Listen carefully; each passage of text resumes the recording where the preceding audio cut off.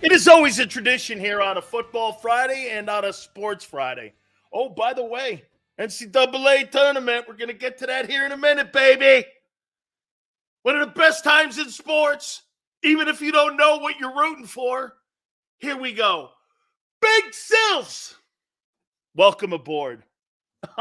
Hey, most of the people in here, okay? Most of the people in here don't know the teams that are in the tournament. Who cares? Everyone loves drama. It's the greatest reality TV show on the planet next to the NFL. That's why we love sports. You don't know the ending of this reality show. It's fantastic. It's absolutely great. I love the NCAA tournament. Speaking of that, our super friends at Underdog Fantasy, March Madness, we're looking for you. Help Big Sills out here, JAKIB Sports. We're looking for 500 folks. And our viewers and subscribers are some of the most loyal people I've ever been associated with. Okay? And throughout the tournament, all you have to do is sign up. $10, they match it. $20, they match it. $100, they match it. All the way up to a C note throughout the tournament. Very simple.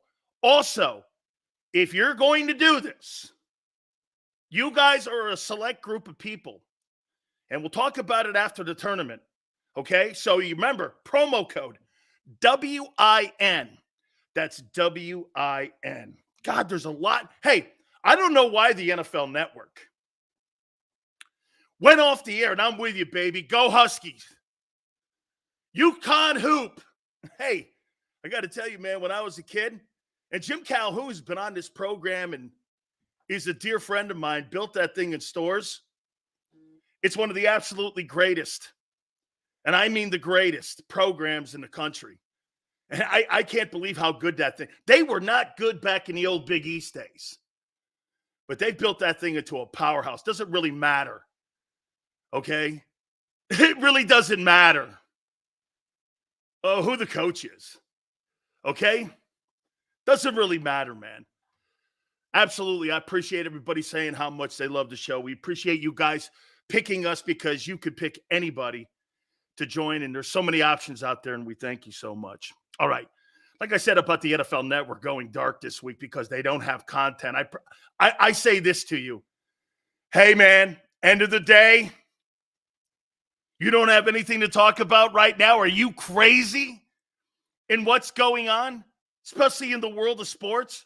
I do want to hit on one thing when I hear people talking about John Calipari. John Calipari getting knocked out by, dude, I thought Oakland was in California. I didn't know it was in Michigan.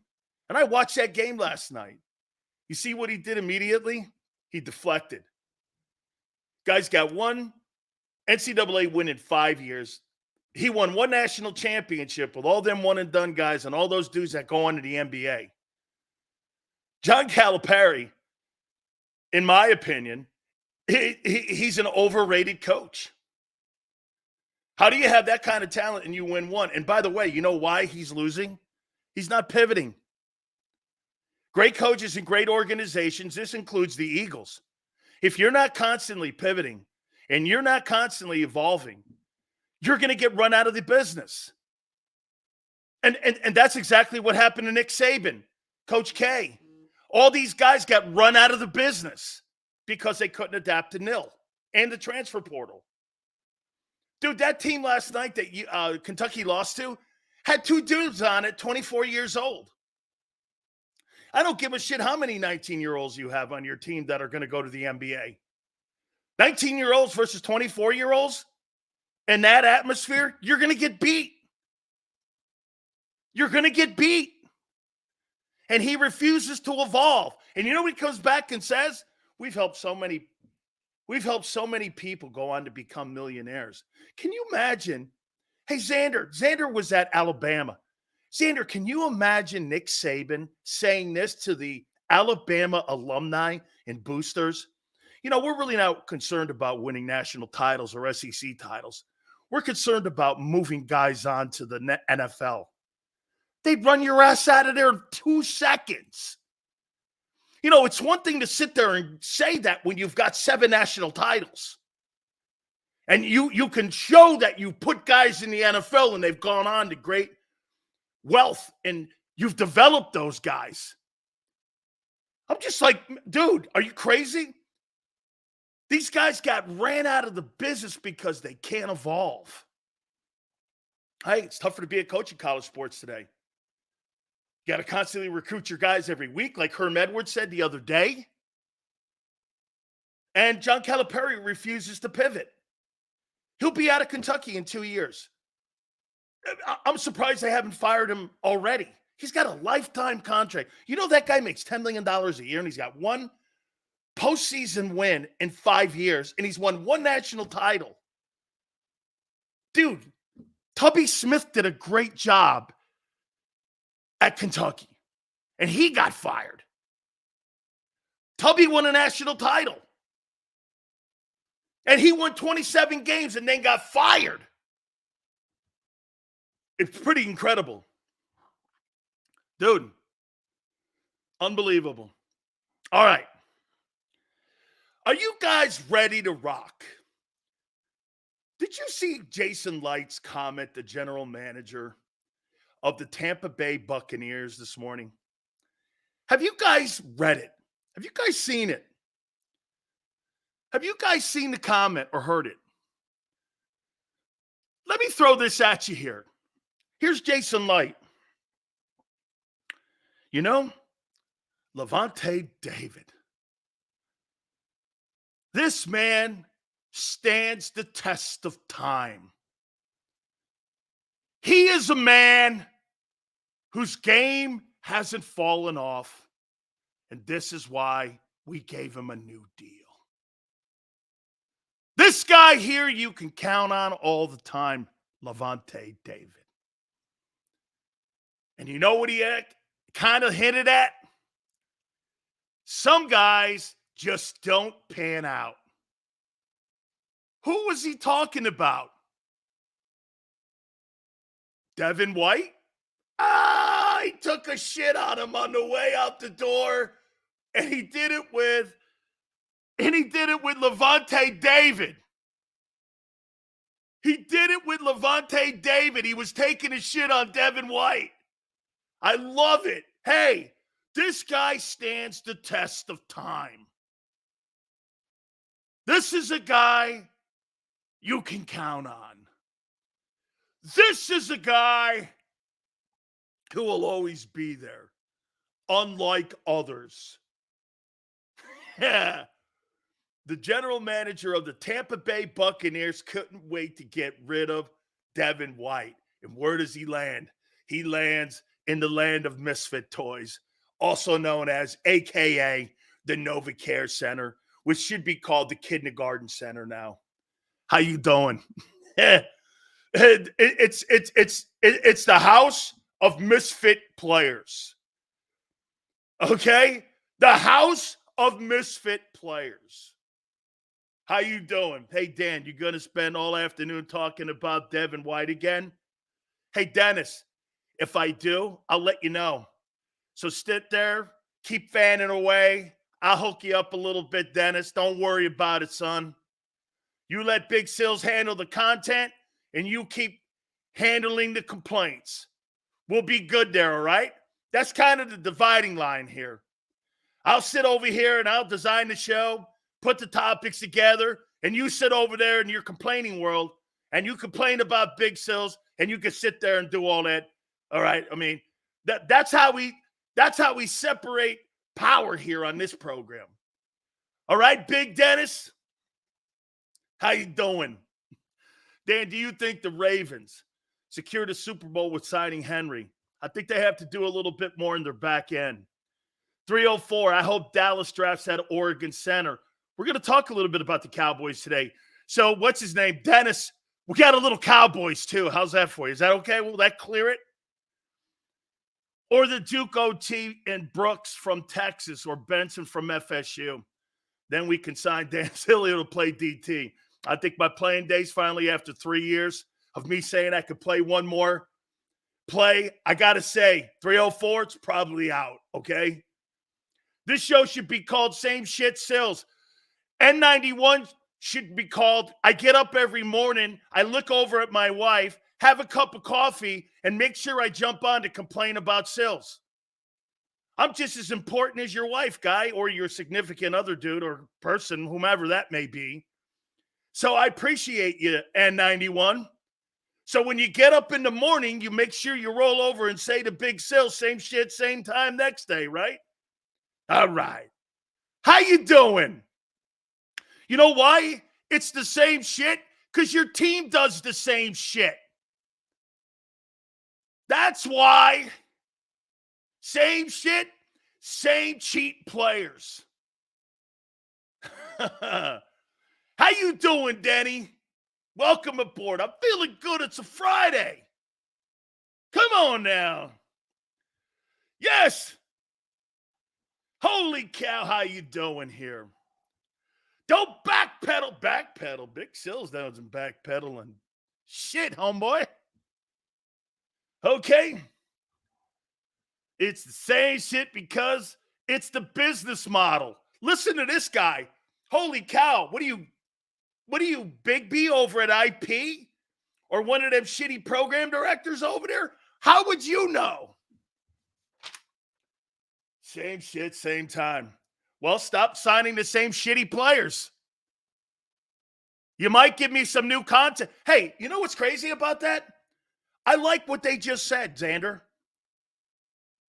Same shit every day, which is not true. I don't even know what I said yesterday.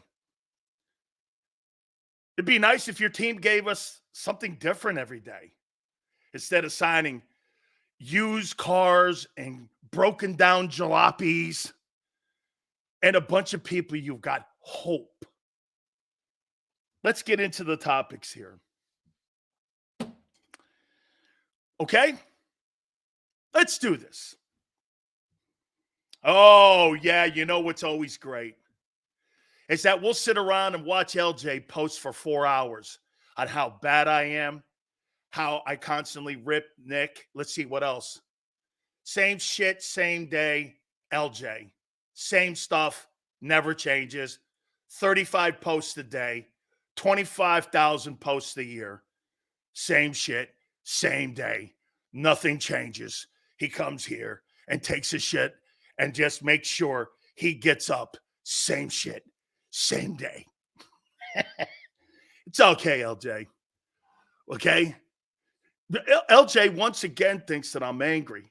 Why would I ever be angry at you? That would mean that I respect your takes.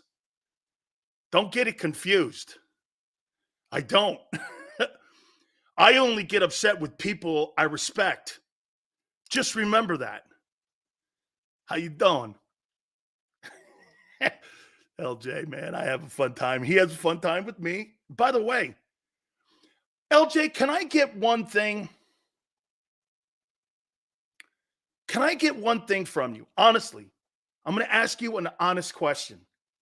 Can we put down the BS for a minute? Can I ask you one question? And it's not a rip. Okay? Can I ask you one question?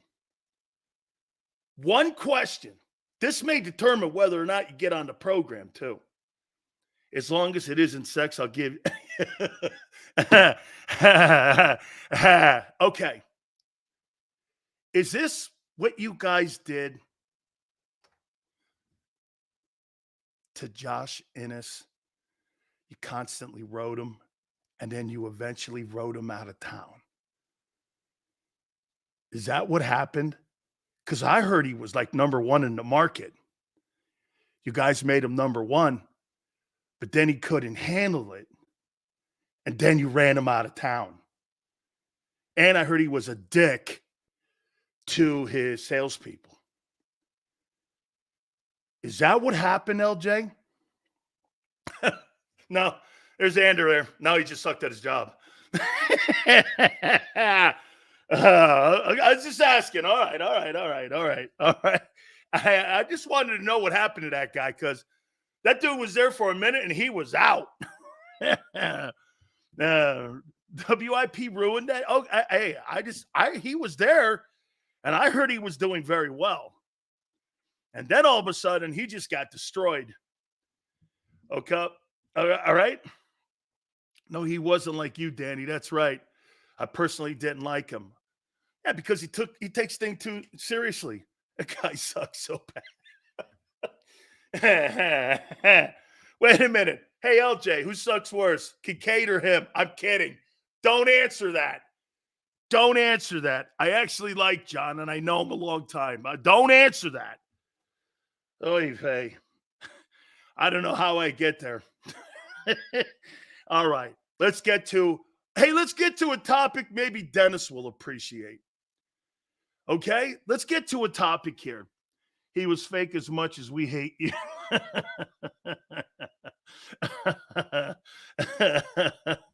Oh, all right. Let's go here with the Eagles here. What holes remain with Philly? And how about these gambles here? Will the Eagles regret bringing Gardner Johnson back?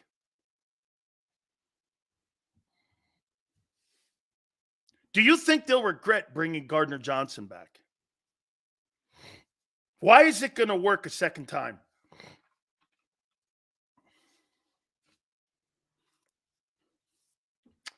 Martin, no. Steve, no. Flexing goes like this. He bothered me. Yes. Time will tell. Thank you, RTF. I'm asking you right now an opinion. Hey, what are you, Bill Colarulo?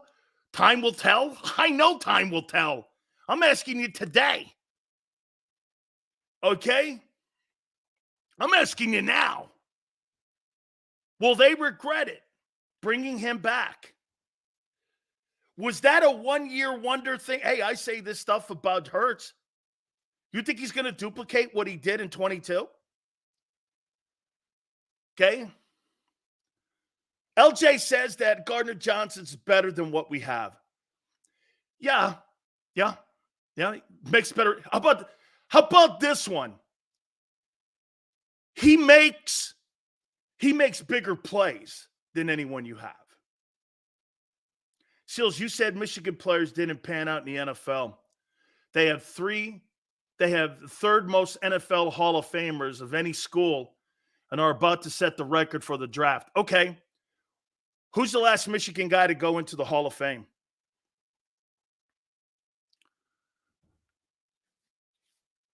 Tom Brady? Oh, he's not in yet, but he will be. Who's the last Michigan player to go into the Pro Football Hall of Fame? The corner, the Heisman Trophy winner, played at Michigan. Charles Woodson. Thank you. Who else? Just in the last 15 years. Who's Michigan put in?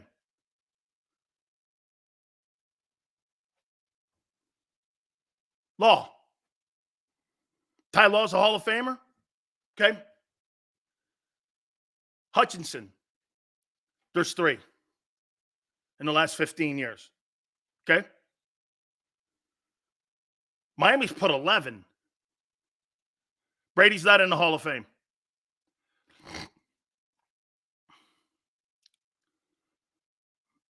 Name me a superstar football player from Michigan right now in the NFL. Aiden Hutchinson? I think Aiden Hutchinson's going to be a really good football player if he's not already. Name me a football player from Michigan right now where you went, that guy is a superstar ball player. With all of your guys, and you're telling me that they have all these guys, okay? What guy right now is in pro football that's a Michigan guy outside of Aiden Hutchinson where you go, that guy's a superstar from Michigan? Nico Collins? All right. I think he's a great player. Brandon Graham? Okay. Brandon Graham? Why not? You're making it sound like Michigan's got like all-pro guys littered all over the place. And Brandon Graham is almost a 20-year guy. That's like 20 years ago.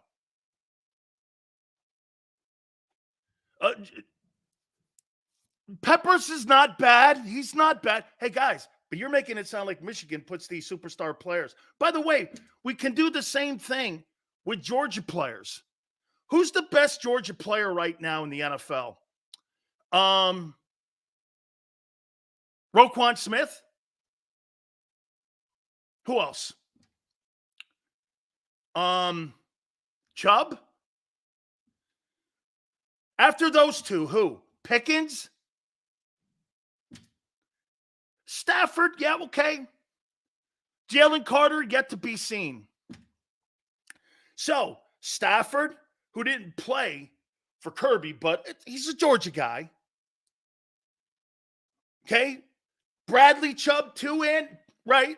Okay? Okay, right? Okay. Cook on the Bills is pretty good. These guys are all good players. Joe Staley's, yeah, he's good. Yeah. But not really like all-pro killer guys. Roquan's probably it. Okay? Justin Houston had a really fabulous career. I think, LJ, if I'm not mistaken, I think Justin Houston played for Mark Richt. He's still a Georgia guy. I mean, that's okay. Right. Todd Gurley, he's not in the league any longer. But who's an all-pro from Georgia right now? What guy on the all-pro team? Best in his position, best in the league. Roquan? No one else. There's no Michigan all-pro guy.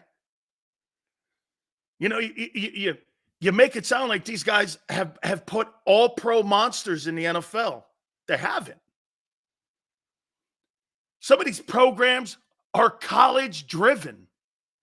Like, look at Bryce Young. Bryce Young's a heck of a ball player at Alabama. You have to be determined if he's an NFL guy. Okay?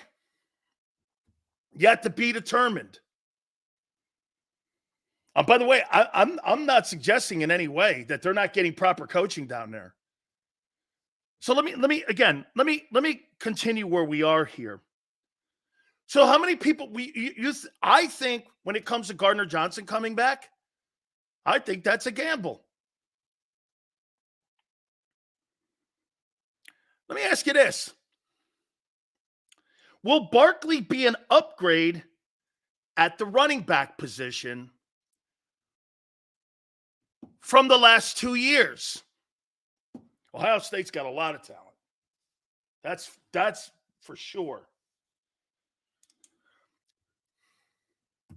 Play-by-play JJ. Prince says yes. Okay, so let me do this. Let me do this here. You guys think that Saquon is going to be a massive upgrade? Barkley isn't scared of contact. Sanders and Swift were. Okay, that's fair. But let's do this. Let's get the old calculator out. 1,300 yards plus 1,050. Let's see here. Equals 2,350 yards the last 2 years. Divided by 2 is roughly 1,200 yards. Last 2 years in receiving with these two men was 27 plus 39 equals 66. Divided by 2 equals 33. Oh, and by the way, 16, 8. So that's 8 touchdowns. So let's go here. 214 plus 154 equals 368. 205. So, you think Saquon Barkley is going to have 1,200 yards rushing this year, 8 touchdowns, 33 catches for more than 200 yards. Correct? Because that's what you've averaged from your running back position the last 2 years.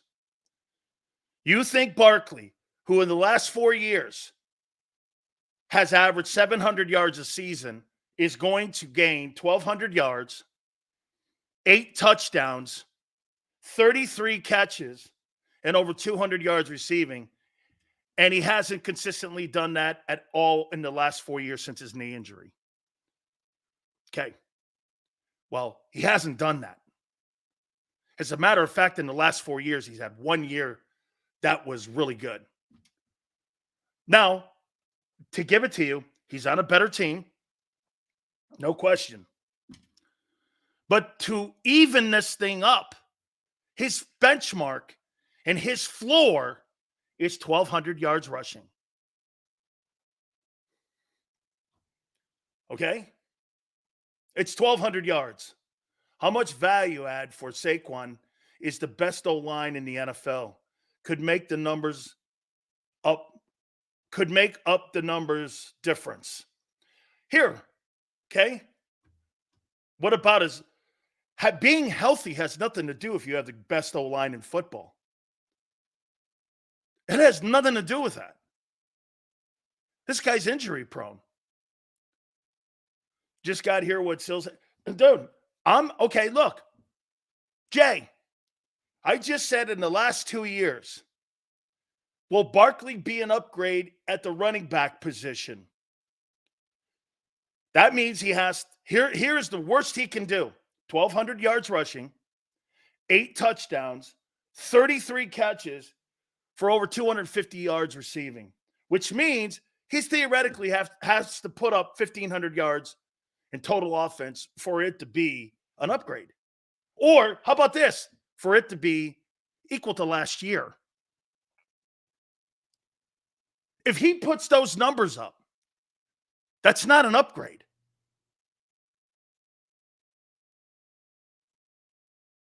He's giving you the same as your last 2 running backs. So, for it to be an advantage to what Xander says, and he's got to have 1,500 yards rushing, 60 catches, and 500 receiving for it to be an upgrade, right? Because if he just gives you 1,200 yards rushing and 8 touchdowns, 33 catches and over 250 yards receiving, he did what Miles Sanders and what DeAndre Swift did. How's that an upgrade? Do you understand what the benchmark is here now? The last 2 years, and you guys are under the assumption he's going to go for 1,500 yards when he's never in his career because of health, because of a poor team. All that is true. All that is true. No, LJ, I'm telling you what you've done the last 2 years in the backfield.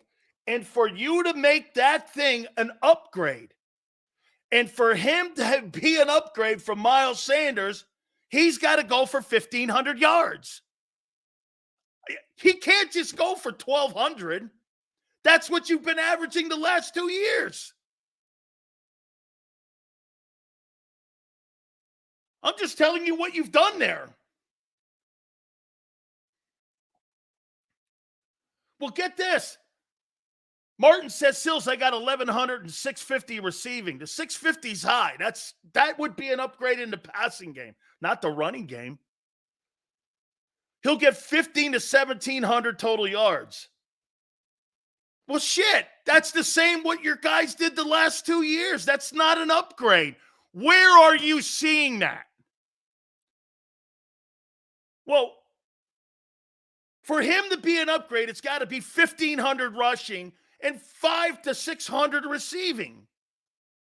That's an upgrade.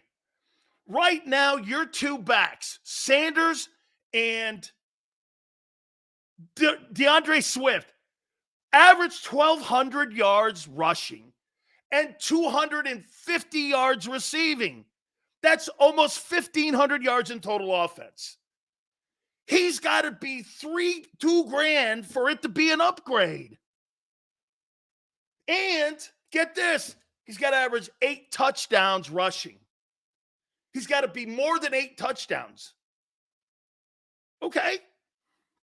So you think he's going to do this? On a team where the football has got to go around to Devontae, and it has to go to AJ and Goddard. It's impossible.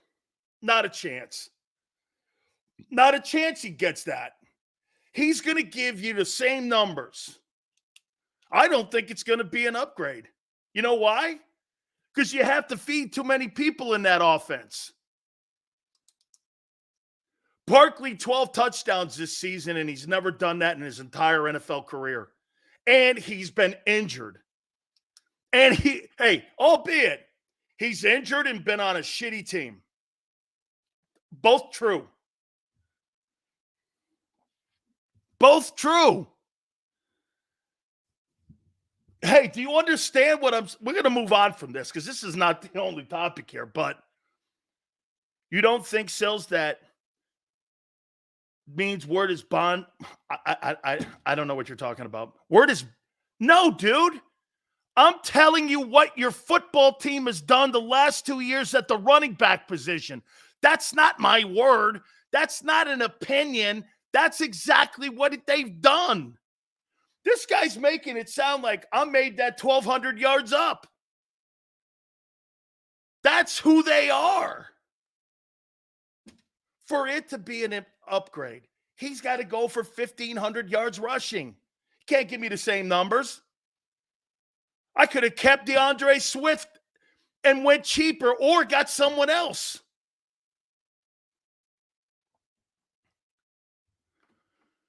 All anyone playing the Giants have had to do was take Barkley away. Okay. All anyone ever had to do, William, was take Derrick Henry away. And they couldn't. Sanders and Swift always ran to, I'm not debating styles here, LJ. I'm debating results. People are going to look at Barkley and say, is he a better player than Sanders and Swift? Yeah. But that hasn't translated in his production. Bad team, injured player. Both of those are true. My point to you here is for you to get your money's worth, he's got to go north of 1,200 yards rushing, north of 33 catches, and north of 250 yards receiving. I'm running behind, but I don't believe anyone hates you.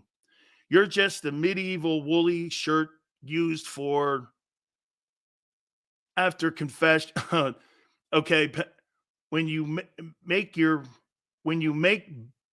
bare our eagle delusions with your harsh realities. Hey, Rob, I'm sorry, dude. I owe you money. Hey, Rob, I owe you money. How much does not having Kelsey impact the run? Oh, immensely. That's not the same offensive line. Barkley's not going to have the same success that those guys had. Absolutely. Hey, Rob, my bad, dog. Repost it. I'll try to do it again. My medieval reading from the University of Miami. Sorry, Rob. I'll see if I repost it again without paying. I'll try. Sorry, dude. Hey, my Ebonics didn't really work for me here. You know what I'm saying? Swift couldn't block. That's not my point. I'm talking about production. Hey, Big Sales and Jimmy Jew Banger from On the Road to Victory should be best friends. How you doing? Rob, I apologize. I owe you $15. I'm running behind, but I don't believe anyone hates you. You're just a medieval woolly shirt used for Penix after confession when you make bare our eagle delusions with your harsh realities. There. Whew. Man, sounds like I'm reading Confession to Father Bob. I apologize, Rob. I owe you. Holy cow. That was a hard one. Rob, you're delusional. Hey, I know, Rob, I don't think these people hate me. They hate what I say. You see, Rob, they don't hate Big Sills. By the way, Rob reminds me too. Super chats will always be a priority. Hey, Rob, they don't hate me. They hate my takes because they're true. See, Rob, they think that Saquon Barkley, so does Xander. He's going to go from north of 1,200 yards this year. Oh, what? Can't wait to see what. And by the way, you know why he won't do that? There's too many mouths to feed. Barkley's a 900-yard back, 50, 60 catches for another 500. He'll have 1,100 yards in total offense. But what his biggest asset will be to the offense, you know what it'll be? He'll be more of a decoy because people have to defend him. Okay? There's too many mouths. Hey, so wait a minute. He's going to have 50. Get this. Listen to this. So this is what people think the Eagles are going to do. Even Xander, wow, he got sucked into this too, huh? So they think 2,000 total yards by Saquon Barkley. Another what, 1,500 yards? By who? AJ? Another 1,100 yards? By, hang on here, let me get this right. There's 4,600 yards between three guys. Wait, what does Goddard get? 700? All right. So between four guys, you're going to have 5,300 yards of total offense when you had those same guys last year and you went 1-7 down the stretch. So you're going to have 5,300 yards with four dudes. Hey, okay. Hey. Remember what Keith Byers said? The Eagles didn't play championship football at the end of the year. They weren't playing championship football. Remember what Keith Byers said? Their season was over after Thanksgiving. Thing is, there's too many mouths to feed in that offense, Sills. He can't stay healthy.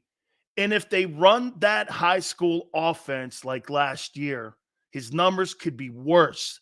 Better player, but same result. JJ, amen. Yes.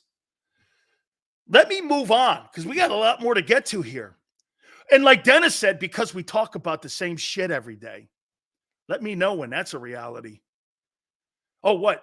When you guys start going on your Jalen Hurts elite quarterback shit, yeah, you're always going to get me to respond. You got me, LJ, because he's not. I'll take 1,100 tough yards to get 8 in the box over 1,200 finesse yards. That's not the point. He's going to give you the same offense that you had a year ago. RTF. Sills show Sanders post-Eagle stats and Swiss before Eagle. That's not what I'm saying. I'm saying, what is Barkley going to bring to this defense or offense? You're moving the goalpost in the question. You think he's coming in here and gaining 1,200 or 1,500 yards rushing and 5 receiving for $2,000. Okay? I can't wait to see that. That's an upgrade. Because if he gives you only 1,200 rushing and north of 250 receiving, that's not an upgrade. Let's move on. Because you guys aren't understanding what I'm saying. You've gained in the last 2 years 2,300 rushing yards. 2,400 rushing yards, just about. With 17 touchdowns. That's not awful. As a matter of fact, both guys were Pro Bowlers. Okay? Barkley is a more complete weapon than both Sanders and Swift. We're going to find, hey, well, he better be.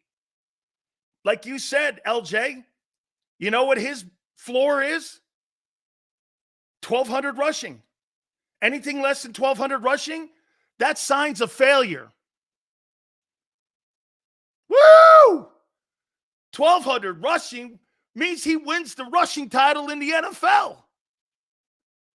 So for him, he's got to win the NFL rushing title for it to be an upgrade. How you doing? Woo! Wow, we set the bar high here. I love it. Should be. It's Philly. You should want to be a champion and not just a silver medalist. How you doing? Here's another question on some of the holes on the Eagles. When do the young guys show up? I mean, when do the young guys become a force on this team? You guys keep talking to me about 2021, 22, what they'll do in the draft. None of your young guys play big ball. Devontae, Landon, yes. The rest of them? Jalen, great start. Jalen Carter. But the last 3 years, Cam, yeah, he's all right. He's replaceable. He's all right. Where's Nolan Smith? Where's that dude? Oh, hey, Sills, I got really high hopes on Keely Ringo. High hopes? Don't you love those people who talk like that? I got high hopes on this guy. Hey, I got high hopes on this chick. Hey, I got high hopes for this person. What the hell's that? I got high hopes for this stock to go up and not go down. Hey, I got high hopes for Bitcoin. Okay? Hey, I got high hopes for this. Sounds like you're praying. High hopes to me means you're praying for something. Hey, I got high hopes. Hey, no. You should be saying this. I'm praying Nolan Smith's not a bust. I'm praying Nakobe Dean's not a bust. Hey, I'm praying that Keely Ringo and what's his name? Selwyn Brown? What's his name? The kid, Sidney Brown. I hope, or he's got potential. I like those words, man. Oh, my God. Can't get any better. Crypto, there you go. Hey, yeah, right. The guy who was playing on his computer with his chick, with Giselle and Tom Brady selling you whatever that thing was. Okay? Sills, you can't hate on rookies. Why? They hated on me. You know, they develop at different paces. Good organizations know that. Bad ones don't. You're right. You're right, LJ. Okay? Who's Selman Brown? Sidney Brown. That's it. Sidney Brown. He's the guy. Let's see. Jordan Davis is about 6 games away from getting the bust status. Ooh! Hold on. Ow, Xander! Man, Xander's like a proctologist doctor here in that one. Whoa! Holy cow. Xander said that Jordan Davis is 6 games, could be 6 plays away from getting that bust tag. I don't think he is, man. I don't think he's a bust. He's not a bum. He's who I said he was. Oh, you guys, hey, I'll tell you what, chasing Josh Allen down, he does have it in him. All right, let's move on to the next topic here. Make or break deal for Davis. LJ, I don't think it's a make or break deal, but you know what I do think it is? It's going to define him. Okay? How about this? Do we agree? This is going to define him this year. You're a 2-down guy. All right? You're a 2-down dude. I don't think Nakobe Dean has that much time left on Philly's roster. I think they're going to do everything they can to give him as much of a chance, and they're going to pull the plug early on this. Like, if he doesn't show in 2 games, you may never see him again. But they're going to give him one last shot. And to LJ's point, maybe you should do it. Would I, if I was the personnel guy in Philly, would I give Nakobe Dean an opportunity to win that job? You know what I would do? I would. But you know what I would also do? I would have a very strong plan B. I would have, like, okay, if he doesn't make it, let's put the rookie in. You know what I mean? That's financially good. But here's the problem again. You fire back at me and go, Sills, you can't draft linebackers. So this is where we're going to go with our topic. Okay? This is where we're going to go here. I love Peyton Wilson from North Carolina State. I really do. I voted him on many of the All-American teams this past year. I think he's a heck of a ball player. I really do. I think he's got an opportunity to be a really good football player.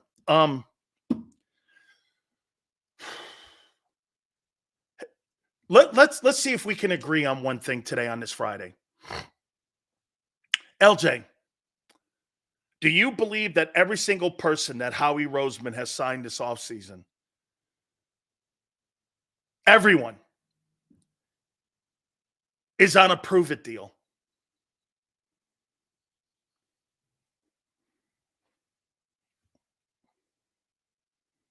Everyone that they have brought in is on a one-year prove-it deal. Here, let's go down the list. I think everyone. You think Kellen Moore's on a one-year prove-it deal? Been fired from 2 jobs, 2 years in a row? You think he's on a prove-it deal?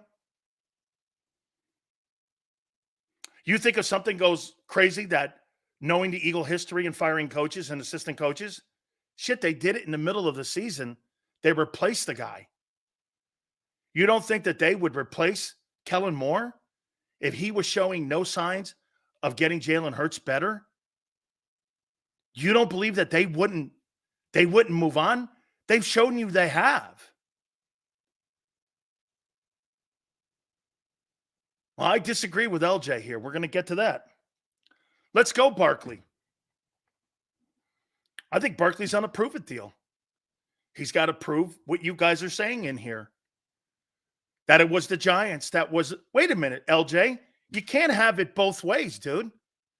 If you say, and like Xander too, if you say it's the Giants, doesn't Barkley have to prove he can stay healthy? And it was the Giants' shitty team and organization that held him back? Isn't that a prove it? Because right now, his career has been C+. Isn't that a prove it? You can't have that both ways.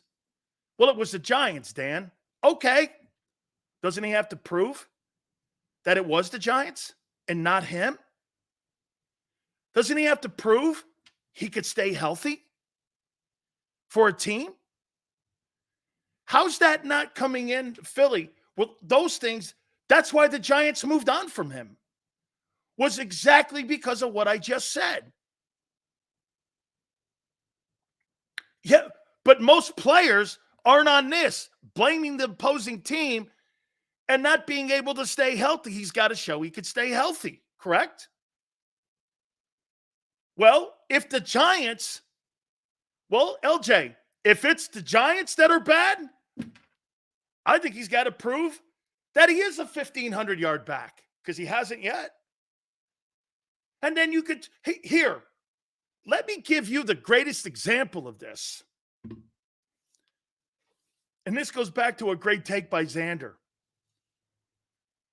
Hassan Reddick proved that Arizona and Carolina were wrong because they didn't know how to use him. Did he not prove those organizations wrong? With 27 sacks in the regular season in the last 2 years. Has he not proven them wrong? were you good in the NFL? No.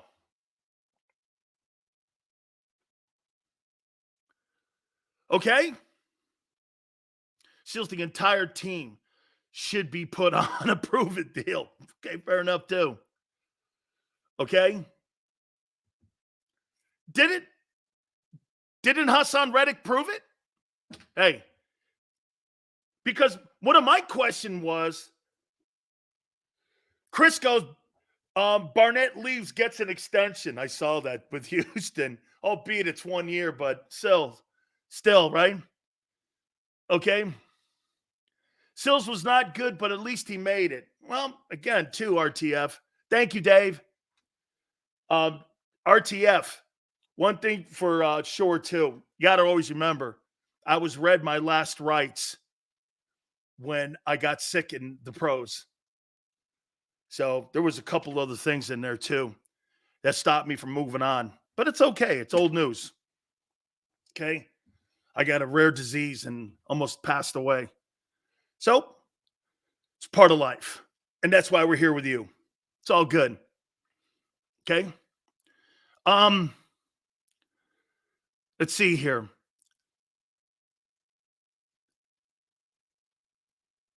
Thank you, Chris. I appreciate that. Yes. So Barkley, yeah, hey, well, LJ, you know that. You know that. Hurts needs to prove, but Howie already paid his ass. Okay. Let me get there. Isn't Devin White on a prove-it deal? Okay. Stevens, the Sydney City team. Sydney City, does that sound right? NRL team? Sydney City. Anthony, yeah, I caught meningococcal meningitis, and I was in the hospital for 3 months. I was in a wheelchair for 2, on crutches for 3. I couldn't walk for about 1 month. And I was in one of those crazy bags because my respiratory system was off. I got sick in Tampa, and then it finally hit me in Dallas. And the priest came in with Kim and read me my last rites. I was supposed to die the next day. My aunt knows too. It's crazy. I was like, thank God. I never lost a pound, though. And my wife brings me Taco Bell the next day. She's like, he's not supposed to eat that. Yeah. It's crazy. One day I should write a book. Right, Barb? Let's move on here. Isn't Devin White on it? Okay. That's a horrible story. Yes, it is. Hey, look what I did. I put Jerome's thing back there. See it? For you guys. Because I don't get enough when it comes to like having Eagle memorabilia back there. So I put the Jerome thing back there. See that, guys? It's right over my, look at that. It's right over my shoulder, too. How good is that? How good is that? God is good. Absolutely. Man of faith. My family's people of faith. Devin White's on a prove-it deal. Of course, Sills is on a deathbed and eating a taco. It was. I'm not kidding, man. One of those bowls. Okay, one of those bowls. Right? Yeah. The guy walks in and goes, what are you doing? My wife goes, well, I brought him a taco in a bowl. And he's like, he's not supposed to be eating that. The guy's now breathing. Yeah. Hey, it was absolutely crazy. Jerome came and saw me. Who would have thought a couple years later he'd be gone? Oh, me and that guy were crazy. Gardner Johnson, isn't he on a prove-it deal? That it's not a mistake to bring him back? Okay. Isn't he on also one? Look at all these prove-it deals. OCDC. Vic Fangio. Vic's got to prove he could be a good coordinator. and stop people and take the talent Howie gives them and turns it into a really good defense. Barkley's got to show he could stay healthy and do what you guys want. Hey, it was the Giants, Dan. It was the Giants. Proved to make the games for GJ. CJ hasn't been able to stay healthy for 2 straight seasons. He's got to prove he could stay healthy and make plays again, right? Okay?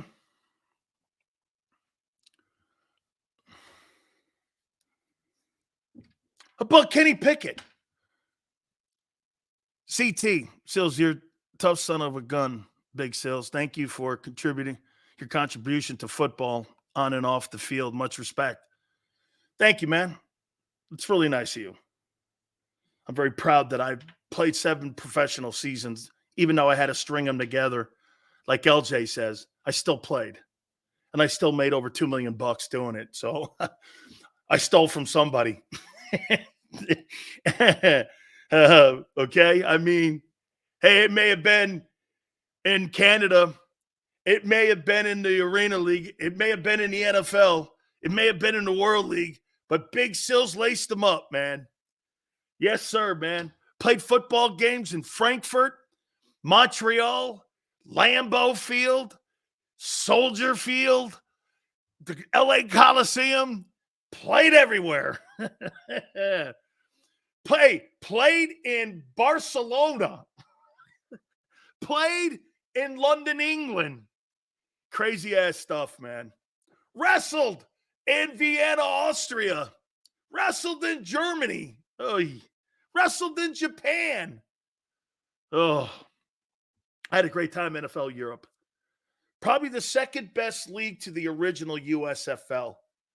It goes AFL, USFL, original USFL, not the one they have now, because that's not as good as my league, the one they have now.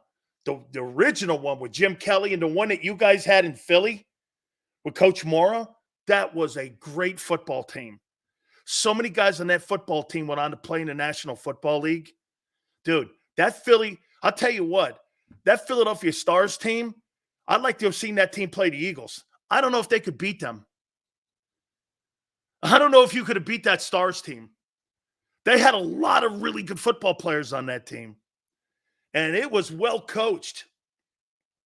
Okay? Hey, LJ, that Philadelphia Stars team that won those championships, like with Kelvin Bryant and all them guys back in the day, dude, that New York, New Jersey team that Trump owned with Kelly and Herschel Walker and all them guys, shit, they had signed Lawrence Taylor. He was leaving the Giants, and then the league went bankrupt. Trump broke the league. He bankrupted the league because of all the shit he did. That league would have been. I thought of playing for the Orlando Renegade. And then it would have been, I think, the Tampa Bay Bandits, because they moved them over. But they had contacted me.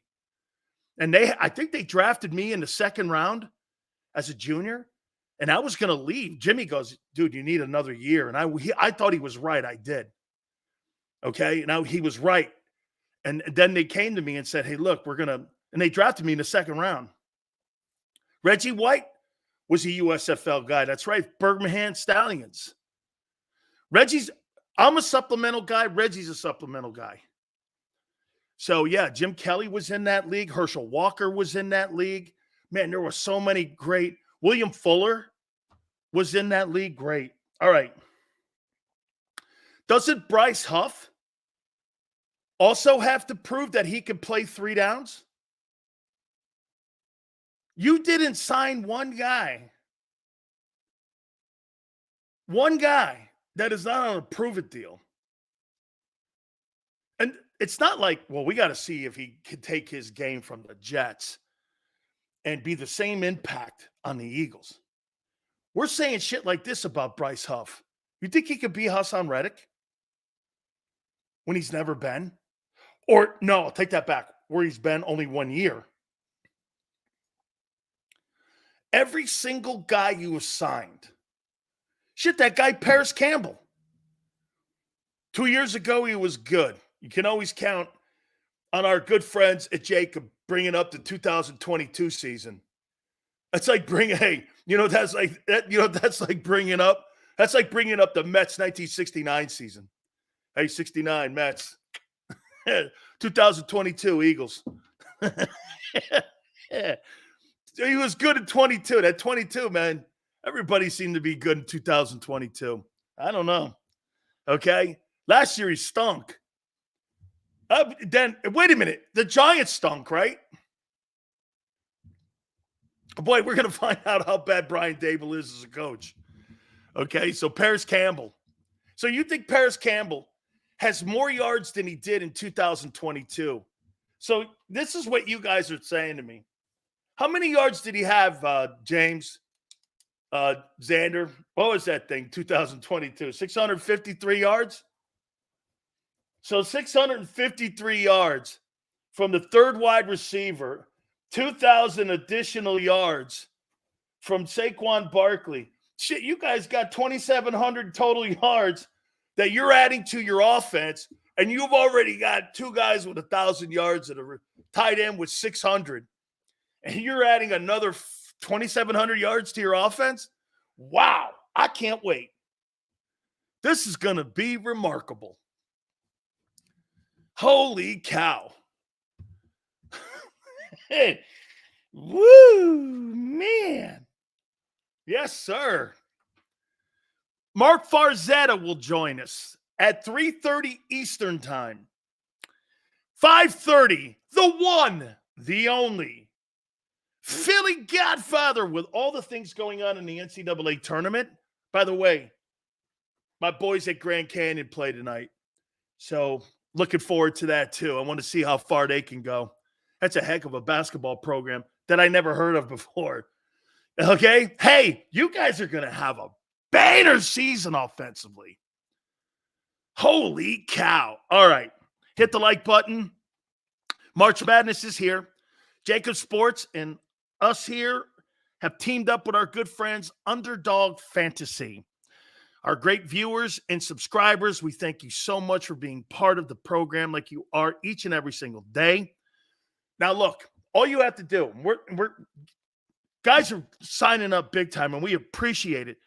$10 in Underdog Fantasy, they match it. $20, they'll match it. $30, all the way up to $100. You put a C note in, they'll give you a C note. They'll give you $100. Simple as that during the March Madness tournament. Remember, Underdog will match you all the way up to $100, but you have to use the promo code WIN. WIN. That's WIN. It's at the top of the chat. Do me a favor. Please sign up. Mark Farzetta will join us at 3:30 Eastern. Hit the like button on this Football Friday and keep it here on the National Football Show. Underdog Fantasy is the easiest place to play fantasy sports, and certainly the easiest when you're watching the NBA. And the NBA playoffs are almost here, and you can win money making picks. What are you waiting for? Sign up on UnderdogFantasy.com and use the promo code WIN. An Underdog will double your first deposit up to $100. That's UnderdogFantasy.com. Use the promo code WIN. Get ready for the NBA and get ready for the NBA playoffs. Go to UnderdogFantasy.com. Use the promo code WIN.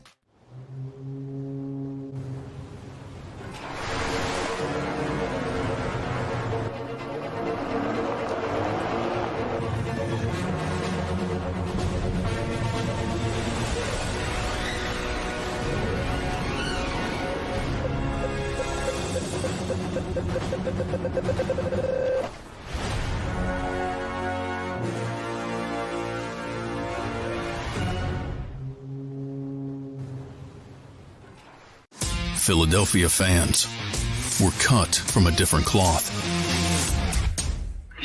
Born into a brotherhood and bonded to our team for life. We believe anything is possible because we've witnessed the impossible. While we may be from different neighborhoods, come Sunday, we are one, and we will be heard. Pondley Hockey, official partner of the Philadelphia Eagles. Hi everybody, my name's Jason Lombardi. I'm an inspector at DryTech.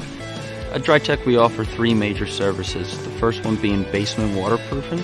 The second service we offer is foundation and structural repairs. And then the third service that we offer is mold remediation.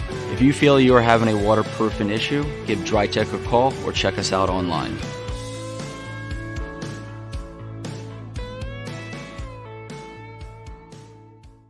Mike Little was a union construction worker who was badly injured when he suffered a horrific fall because of someone's negligence. His life would change forever. It was just a real downward spiral with everything. Everything you do, and you're sitting home by yourself all day. You can't go out because you can't drive, you can't walk well. It was just a horrible situation. Call Brian Fritz at the Fritz & Beyond Cooley Law Firm at 215-548-2222. EAGLES, Eagles.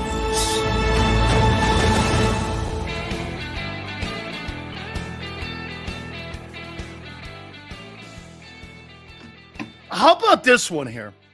By the way, Mark Farzetta will join us. That'll be at the bottom of the hour. I was talking to Raheem Morris last night. Brand new head coach of the Atlanta Falcons. And he said this. I asked him, I go, hey, you think Aaron Donald's retired? It's like, good question. Good question.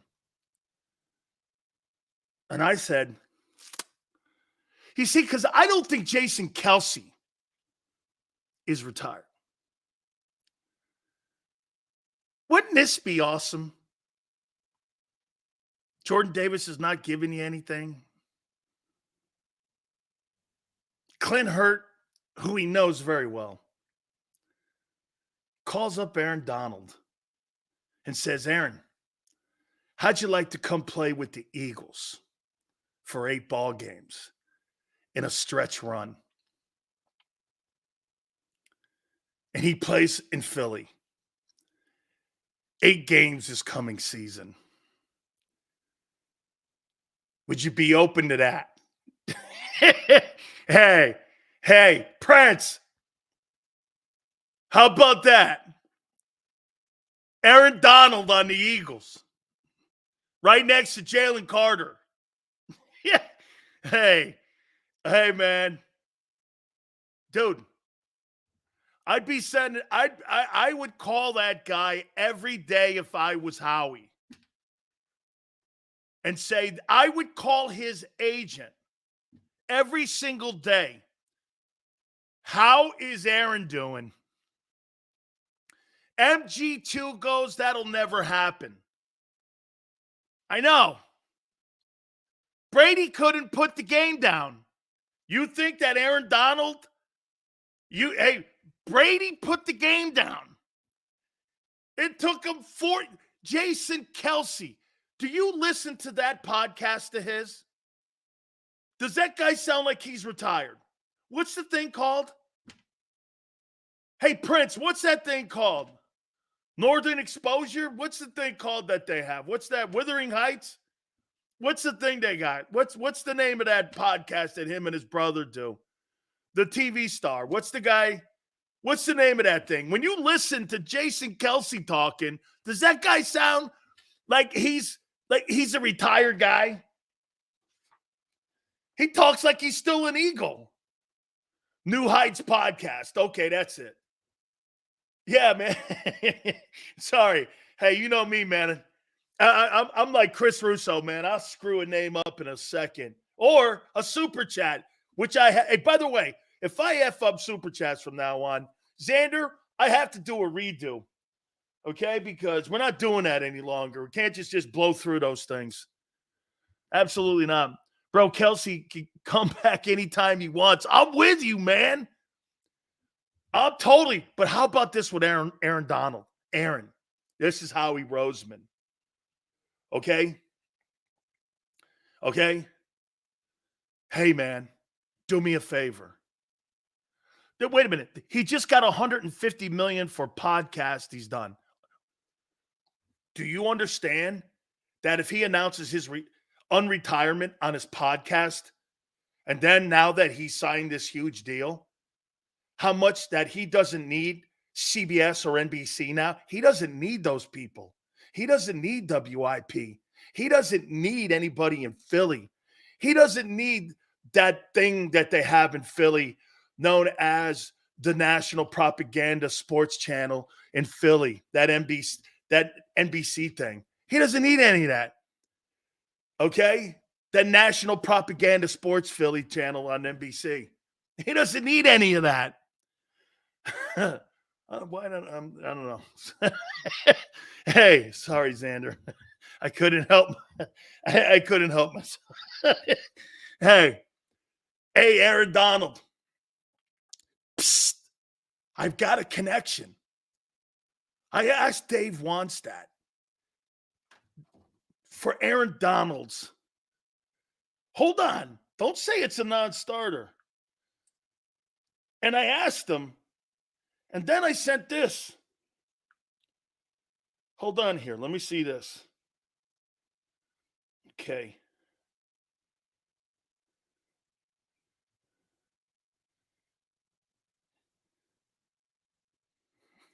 Hold on. Dave, dear Dave Wannstedt, please send me Aaron Donald's number. Thank you. He recruited him at Pitt. I need Aaron Donald's number. Gonna make that bitch happen. Hey, Howie, I'm gonna do your job for you. Instead of signing spare part guys, I'm gonna get you actually a guy who's great. Okay? I'm gonna get you a guy who's great. Okay? Look at Barb.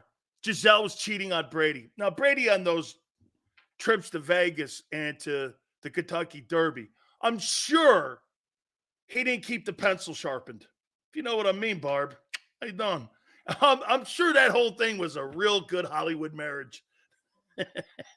Did you see what the Kelsey brothers said about Aaron Donald? I did. William, basically that Travis Kelsey got thrown out of the club on the field like Gronk threw that guy from Indianapolis out of the club because he was talking too much shit. And Kelsey says, yeah, I love the fact that everyone's barking going, the only team that he didn't get us, and this is Eagle fan, the only team that didn't give up a sack to Aaron Donald were the Eagles. And he's like, yeah, well, that's because the entire game plan was built around stopping that guy 99. Nobody else. We only devised a game plan. We tripled, we doubled, we did everything. We're not going to have that guy ruin our game. That's massive respect. And it's a great way and an observation by Kelsey to go, yeah, the reason he didn't have, we made it a gigantic priority to make sure that guy didn't ruin Eagle and Ram games. That's massive respect. The 49ers, they didn't have that philosophy, and that guy would ruin those games. Or you see him in a game with someone else against the Bengals, he would destroy that game because you weren't taking enough of a priority. That's ego by coordinators. That's ego. How he can't draft, he's a bookworm. It's pretty true, dude. Okay? Sills, why are you trading the Rams for AD's rights for 8 games? Are you letting AD wear 99? How about this, Bob? I don't know how that works, actually. I think when you retire, I'm not sure that I thought he was in the last year of his contract and that they don't owe him any more money. I thought he was done. So, and I would think that the Rams, I don't know. That's a great question. Good question. Can Donald wear 99? I think Jerome would let him. Personally, I think Jerome would let him. I think he would. I think the family would let him. You know who you should ask? His sister. His sister or his kid, D. Brown. You know what? I'll ask him that tonight. Would you let Aaron Donald wear 99 in Philly? I'll ask D that question. I'll reach out to him. Okay? I like that. Very good. All right. Yeah, no, I mean, That's a great question. It is. Could you imagine him, though? Oh, by the way, you see who's just about ready to sign a contract with the Dolphins? OBJ. Yes, sir. OBJ is going to be the 3 guy on the Dolphins. And you got Paris Hilton as your guy. You got Paris Hilton, and the Dolphins have Odell Beckham Jr. Yes, LJ. Yes. He already had 3 Pro Bowls. I think Sean Taylor, too, LJ. Jerome Brown was a Hall of Fame player when he died. Yeah. And look at Sam. OBJ's toast. No shit. Toast at 600 yards. That's all you want at a 3-hole at league minimum. Okay? Okay? OBJ's done, but Paris Hilton's not. Paris Hilton is a stiff. But hey, he was good in 22. All right. Yeah. Oh, man. You're missing the point. Odell Beckham is not a 1,500-yard receiver, correct? He's not even a 900-yard receiver. But is he the 3rd best guy on any team? Yes. He's better than anything you've ever had as a 3rd receiver. In the 3 years I've covered you, he'd be the best thing you ever had in that hole, including Julio Jones. Julio Jones was toast, and I told you that from day one. Okay? And you guys go inside Paris Hilton. Hey, I like Paris Hilton. Hey, Jacob likes Paris Hilton. OBJ and AJ Owens is like putting TNT on the stove. Oh, hey, maybe I'm hoping for shit like that because it's great for my show. Maybe that's what I'm hoping. Like, it'd be like the Kardashians. And maybe I'm praying that you guys turn more into like the Cowboys, drama-wise, which you're already doing. So maybe that's just more me, because Paris Hilton ain't doing enough. This Paris Campbell guy, I don't know. I mean, he's a nothing guy.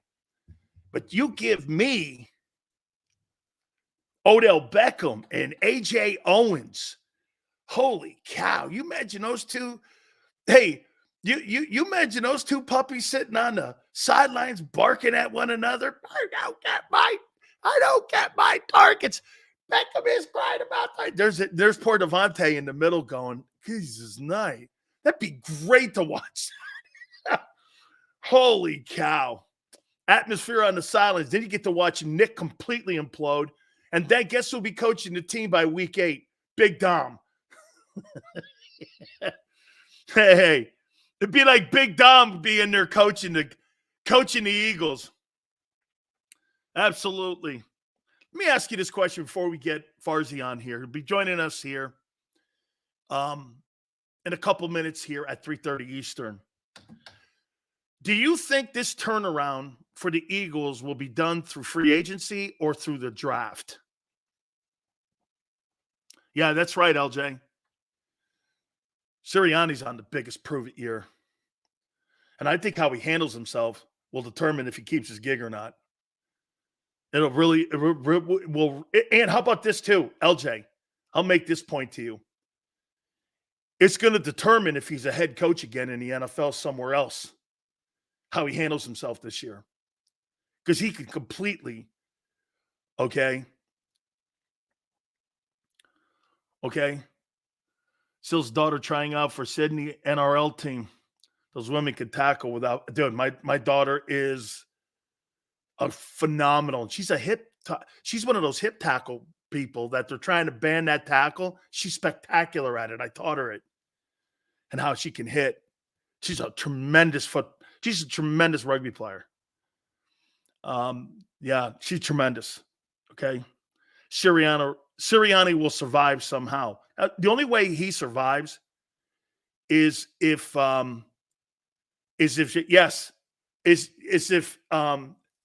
he conducts himself decently. Let me ask that question again. You think this turnaround with the Eagles is going to come through free agency, or do you think it's going to come through the draft? And, for all practices, I do believe both has to play some type of factor. But the one thing that the Eagles have shown in the last couple of years, the draft hasn't really helped them when it comes to winning ball games. So I think it's going to be more of the hit and miss once again in free agency. But wait a minute here, Prince. I'm going to ask Farzetta this question too. You think you can rebuild a football team quicker through the draft or quicker in free agency? Man, because if you miss, how about this? God forbid, and I swear to you, I am not hoping any kind of injury on Barkley. I swear I'm not. That doesn't help my show. See, I'm one of the very few people that are honest with you. I don't want the guy to get hurt. Why would I want to cover Kenny Gainwell? Who in their right mind wants to go from Barkley to Gainwell? So that it's not true. I don't hope for that. I don't hope to see Kenny Pickett in a game over Jalen Hurts. That doesn't help my show. I'm selfish. So some people go, Sileo's just praying Hurts gets. Why would I hope that? What, so a stupid take on one day can make my show big on one day when I could have Hurts all 17 weeks? Okay, no. Absolutely not. Not hoping for that. But if Barkley gets injured early, man. And you seeing Kenny Gainwell in there? That's a devastating blow to the free agency, turning that team around and more importantly, Hurts around. Okay? Sills, I'd give all the free agents we got for one excellent free agent, Queen. Or Xavier McKinney would have been somebody. But Sam, for whatever reason, they do not want to spend big money on that side of the ball. And I think the most money, how about this, Sam? The only person that they spent money on was Huff. And the guy that they're hoping Huff becomes is the guy that got on the team who they're trying to move. It makes zero sense. It just makes zero sense. The NFL should hire those NRL teachers and coaches on how to form tackle. But again, the problem, Stevens, in the NFL, it's not that the guys aren't good tacklers. They don't have the same fundamentals that they used to have back in the day and the practice time to practice hitting and form tackling. You don't have any time. And this goes to LJ's point. LJ, here's where you're right. You know why some of these rookies on the Eagles, and I didn't want to do this because it validates LJ's point. You know why people like Nakobe Dean and Jordan Davis and some of these other guys, Mozzie Smith in Dallas, why do you think those guys aren't developing? Why do you think they're not developing? And that some guys like Devontae, that's why Howie's drafting at certain schools.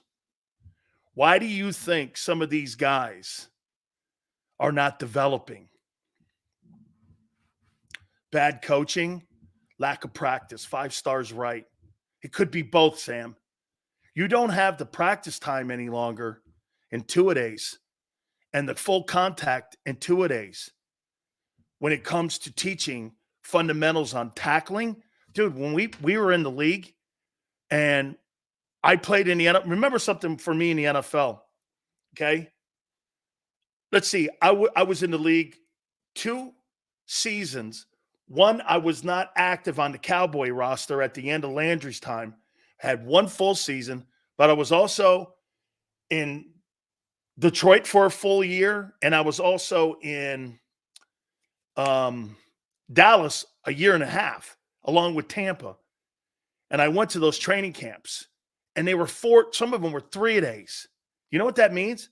You're out there in the morning at 7 o'clock in the morning practicing for 3 hours. Then you don't go back to your room in 3 days. You stay under a tent, take your stuff off, and you have lunch out there under the tent in the driving heat at Pepinrood Stadium. Then you put your shit back on. You have another practice. Then you go back to your room. Then you come out for a nighttime practice. And you're practicing fundamentals, pass rushing, tackling, Oklahoma drills. You're doing all that shit. So to what LJ's saying, you want to know why guys aren't developing? And you look at a guy like Nakobe Dean and you look at a guy like Nolan Smith and you're wondering why they're not getting better. They're not helping them. The league's not helping them. That's why you've got to take time on your own. You know what Chris Spielman told me? Someone should start a school that in the offseason, you go and practice with a guy. Now, I don't know if the NFL or the teams would even allow this. For you to get in full gear and practice with people and get people around so that you're comfortable in your pads and you're practicing technique. Because if you're not doing that, you're not going to be better. And if you're waiting for training camp, your season's lost already. Anything Nick touches seems to go wrong, from the game plan to the team's lack of practice. Prince, I think that's a fundamental decision that the analytics people and that the health people with the Eagles have decided. There's no way on the planet Nick goes like this. We're not going to practice hard. Have you ever heard of a coach in your life, Prince, say, you know what? Let's not practice the full 2 hours. Let's cut it to 30. I've never been, even bad coaches, even, you know what? Here, Anthony, you know, when you were watching I don't know if you guys saw that. What game was it? The Buck game? When Ray Lewis said, look at the pursuit angles that the Eagles have in that Buck game. That's practicing. Do you understand what pursuit angles are? You have to know where you are and have field presence as a defensive guy. And I told you guys this numerous times. When I played for Jimmy Johnson, we had 35 minutes of the practice session at the beginning of before we did anything. And we would go pursuit angles. We would practice pursuit angles 35 minutes before it even started. So when you see people like Nolan Smith and you see people like Nakobe Dean, and you guys go, why aren't they getting better? Well, the league doesn't allow them to get better because of the practice time you have on the field.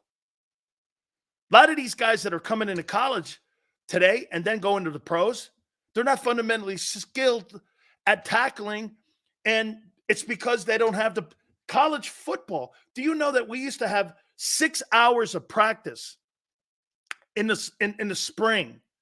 But now, do you know you get only 20 practices and only 2 of them a week can be full contact? So these kids that are coming in, you want to know why they're not good tacklers? You want to know why offensive linemen aren't developed?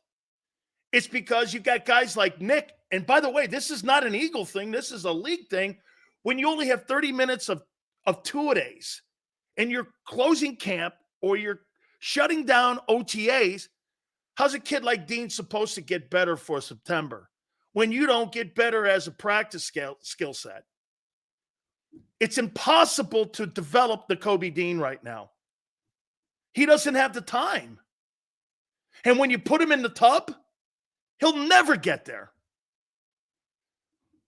I know a guy who gets there, and he gets there with espresso, like a great paisan. Our friend Mark Farzetta. Absolutely. I actually just got out of the tub, so there's a difference there. So there you go. Well, then I'll tell you what, you're ahead of the game than what Nakobe is because he's still in the tub. How you doing? You know what I loved? I loved when Devin White was addressing the media, and he was like, "I'm gonna push Nakobe Dean. You know, he and we've known each other. I recruited him when I was trying to get him to come to LSU, and he ended up going to Georgia and all that stuff. They kept in touch after that. He's like, I'm gonna be the guy to really push him, and we're gonna compete on the football field." I was like, "All right, man. Hey, look, I love the attitude. Now I just need to see it. I need to see it, and it's gonna be a minute before we see it. I know, but it's better to hear that than he doesn't care about being a mentor or anything like that." Did you hear what Jason Light, the general manager of the Bucs, said today? Oof. He goes like this about Levante David. Here's Jason Light's quote. And I sent him a text after. He goes, Levante David, this guy stands the test of time. 13 years of playing great linebacker for us. You never have to worry about him not showing up. He's always there. This is why we've reinvested in him, and this is why we have great faith in his ability to always be there, unlike others. Who's he referring to? I don't know. Who's the guy? Hey, I was going to ask you, since you're like a Nostradamus guy, everyone in Philly's like a Nostradamus. Man, I don't know. Maybe fill in the gap. Yeah, I think we kind of get it. I hate, and you come off to me to be a guy that also hates this phrase. I hate the we'll see mentality because, like, no kidding, like that's the most, like, we'll see, like if you're really passionate about something right now and someone's like, well, we'll see. I hate that. But when it comes to a guy that the last time we saw him, he was failing on the football field. He admittedly said, that's out. Hey, look, I hope it's out of character for him. You know what I mean? I hope that last year was out of character for Devin White. As someone who really likes the Eagles when they win football games, I really hope Devin White was just, I just had a year out of character, right? I hope that's the case. But I also hate that word hope. Hope, exactly. I hate it too. Because it's just having hope is a terrible strategy. So when it comes to a guy like Devin White, I look at it like this. The best thing he said was reset button. He can reset. Kenny Pickett used the same thing. Different circumstances here, obviously. But, yeah, you know what? If you're a player worth any ounce of playing time, you're out there to prove it, especially in the NFL. I don't care if you got a 5-year deal. I don't care if you just got $26 million guaranteed and you're Saquon Barkley, or if you're Devin White and you took really a $3.5 million deal, not a $7.5 million deal, but it could be worth up to that. Then you better be out there to prove it. Because you're going to get that opportunity here in Philadelphia to prove it. To prove that, yeah, last year, flash in the pan. It's not really how I am. I'm better than this, not just in pass coverage, but also in run coverage as well, run stopping as well. Go, all right, fine. Prove it. Because we're not going to get that opportunity to see it until he does step foot in the football field. But look, whatever he was selling, all right. I like what he had to say. We're not going to see him prove it until he gets that opportunity. And that's unfortunately all the way in September in Brazil. Of all places. Yeah. Will the Eagles regret bringing C.J. Gardner-Johnson back? I don't think so. No, they will not. I think that there is a very important thing. You think he duplicates 22? That's a pretty high bar. You got to think about it like this. NFL and interceptions. Yeah, and he missed. He only played 12 games that year. Yeah. He was in a 4-way tie, I believe it was 6 interceptions by the time the season was over. Came back and played well. But here's what we're looking at. People got to remember that when he was with the Saints and the Eagles traded for him a week before the season started, he had never played safety in the NFL. I thought it was the week of the season, Mark. The season opener. Wasn't it the beginning of the week? They traded for him like on a Tuesday, and he was ready to rock on Sunday. I thought it was like really right there, squeezed at the right there.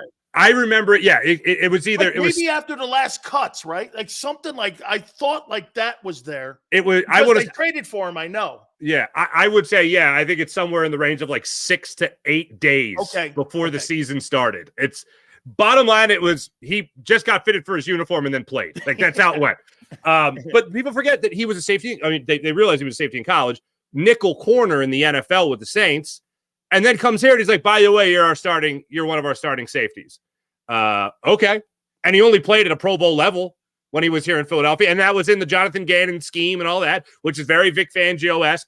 And I think I've said this to you before, but the thing that I really like about CJ is that there's going to be no pleasantries with him. Like if Chauncey Gardner-Johnson was on the Eagles team at the end of last season, there'd be no innuendo. Like there would be no him and AJ. I would have, as a talk show host, I would have bought tickets to that.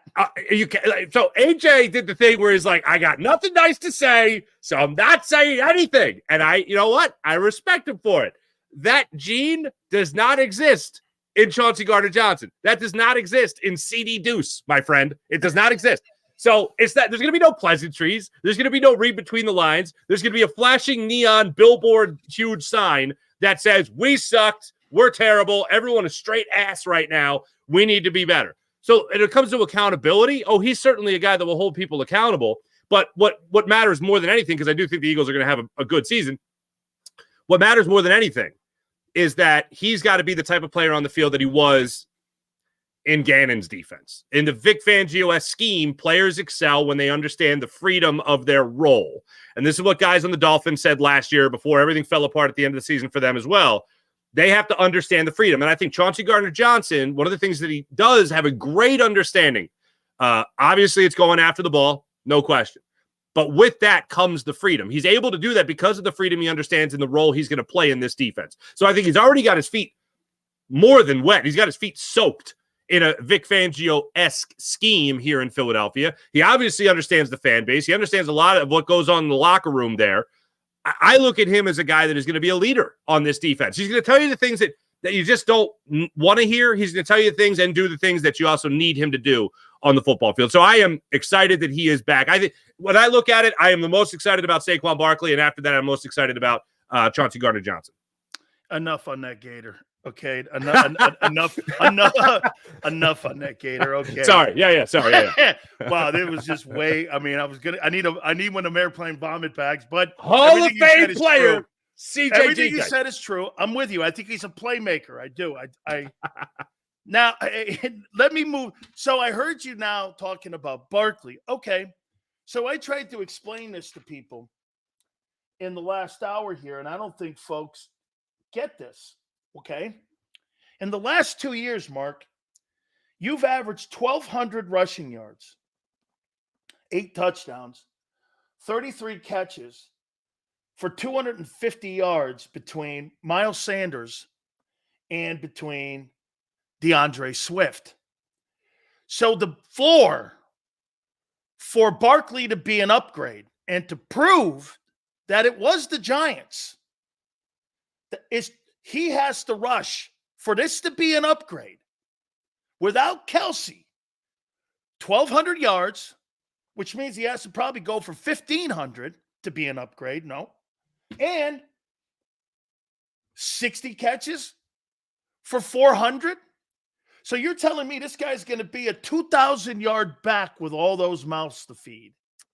And that's the benchmark is 1,200 rushing, 8 touchdowns, 33 catches, 250 yards receiving, which comes out to around almost 1,500 yards in total offense. You think he goes north of that? Look, it's going to be difficult. I think he is going to flirt with 2,000 all-purpose yards from the lines from yards from scrimmage this year. I think he's going to flirt with 2,000. All right. However, my benchmark for Saquon Barkley's impact with this Eagles offense isn't going to be his own individual stats, which, let's get this out of the way. If he stays healthy, he'll put up numbers. But for me, it's overall impact on the offense. Will this offense as a whole take that step forward? Because look, if A.J. Brown and Devontae Smith are on the Giants and they have somewhat of a competent offensive coordinator, and they have I shouldn't even go to coordinator at this point, but just in terms of competent offensive line. How about a quarterback? Quarterback, Daniel Jones, absolutely. Then you're not as dependent on Saquon Barkley to have those kinds of numbers. But here, there is going to be the ball spread around. There is going to be that love. And I think anyone across the NFL, I mean, who's a bigger home run hitter for you? Who's the guy you got to prepare a little bit more for? Is it Miles Sanders, or is it DeAndre Swift, or is it Saquon Barkley? Because I'm going to think that Saquon Barkley is going to be on the top of that list for a lot of people when you're comparing those 3 running backs. So you throw him into the mix behind still an offensive line that I think is still going to be pretty damn good. And you also look at the idea of having a quarterback that is also in his own right a threat. That's a lot for a defense to try to break down. So yes, numbers-wise, if you click on, the Pro Football Reference, and you look at his numbers, like, oh, wow, not that great. No, great, not that great, not that great. Oh, hurt, pretty good, pretty good. Oh, wow, it's not as big as it was when he was with the Giants. Well, it's because there is still a lot of ball that you got to share on this team. So I look at this. Here's the number I'm going to give you. The Eagles, before their second half conflagration, I'll put it like that. Hold on here. Yeah. Let me write that. Yeah. What's that thing? All right, I got it. Go ahead. I'll look it up later. Yeah, there you go. Before that was set ablaze, my friend. Before that happened. Temple education just really disgraced my Miami education. All right, It's go ahead, man. It's the Ivy League of the North Broad. And anyway, people talk about Penn. Don't give me Penn. Anyway, so people look at it like this. Here's the number. 28.1 points per game. That's what the Eagles were averaging before everything was terrible. All right. They were averaging 28 points per game a year ago when they went to the Super Bowl. If with all these offensive weapons, if they get over the hump of 30, if they get over the hump of, become a 32, 33 points per game, if they can control the game and their point differential isn't atrocious like it was last year, Sills, then I'll say, all right, this is the impact you want from Saquon Barkley on this offense. This is the impact you want with Kellen Moore as an offensive coordinator. This is the offense you really want with Jalen Hurts at the helm, having all these weapons at his disposal, all the excuses out the door, Howie Roseman dropping the gauntlet in front of Nick Sirianni and Jalen Hurts and saying, I triple dog dare you to fail with these weapons that I got you, most notably this offseason, Saquon Barkley. I'm going to lay the actions of the Eagles out, and then I'll ask you the question. And this is Hassan Reddick.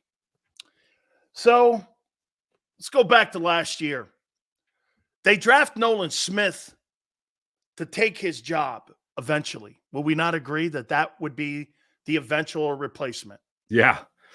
Fast forward, they give him outright permission to find a new team for him to go to. Okay. They sign a guy on the first day of free agency that duplicates his skill set. And they want him to be Hassan Reddick when you got Reddick on the team. One more to go.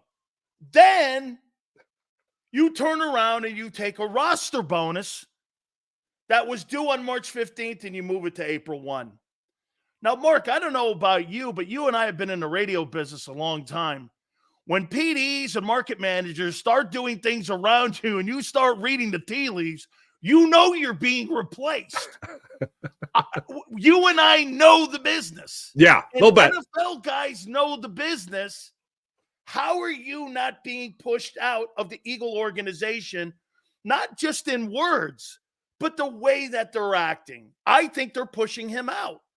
I mean, I agree with that entire. I mean, the minute you say, okay, you go find a trade, that's like saying, we know nobody wants you, so go ahead and kick tires, man. Go then ahead. They turn around and give Bryce more money than you're making. And Bryce Huff is. I saw somebody online getting in an argument about whether or not he's a proven commodity. He is. Bryce Huff is not a proven commodity. Absolutely not. I have way more questions about Bryce Huff than anything. Like, can he play against the run? He's getting this huge promotion. You talk about the workplace. He's getting a huge promotion here. Is he going to be up to snuff for the promotion he's getting to be an every down defensive end or outside linebacker, edge rusher, whatever you want to call it, to go after the quarterback and be able to stop the run? Is he up to do that? I already know Hassan Reddick is up to do that. I already know Hassan Reddick has had 3 amazing seasons. I know Hassan Reddick has been in the conversation at some point for Defensive Player of the Year. I know what Hassan Reddick can bring to the table. The Eagles looking elsewhere and telling him, all right, fine, go find a trade because a deal is a deal, man. They are not just Nolan Smith, like you laid it out there, not just Bryce Huff, but the message, go try to find somebody who wants you for a fair deal and will also give you a new contract, one that you feel is deserving. Because you ain't going to find that, man. Mark, I don't think they've even offered him because they'd be negotiating against themselves. Yeah. Well, the only thing that I was thinking is it'd be a bargain price if they try to restructure the deal, and then they do what many NFL teams do, which is like, about that second year, you're cut. See ya. And that would be that. Yeah. I don't believe that because, again, I don't think this market is out. I think he's overvalued himself, and the Eagles know that, and the Eagles told him that. Let me move on. Well, real quick, on that Nolan Smith thing, just real quick, if you're Hassan Reddick and you heard a then 22-year-old, 22, Nolan Smith say after I think it was his first preseason game, his shoulder decides to work sometimes and sometimes it doesn't. If you're Hassan Reddick, you're like, nice job, Eagles. You just got this guy to replace me, and he's got a half-working arm. Nice job. And then he gets it scoped in the offseason. Publicly, Mark, I'd be saying, damn, dude. Mm-hmm. I'd call my agent and go, we got these guys. Hey, they think they got the guy, but they don't. I've seen them too. This guy needs about 7 Happy Meals before he's going to be able to step on the field and take my gig. All right, now I want to go for the job chaser, and that's Kellen Moore. So help me out on this. So Kellen Moore gets fired in Dallas, and he goes to Los Angeles with the Chargers, knowing fully in his mind that Brandon Staley is the hot seat coach.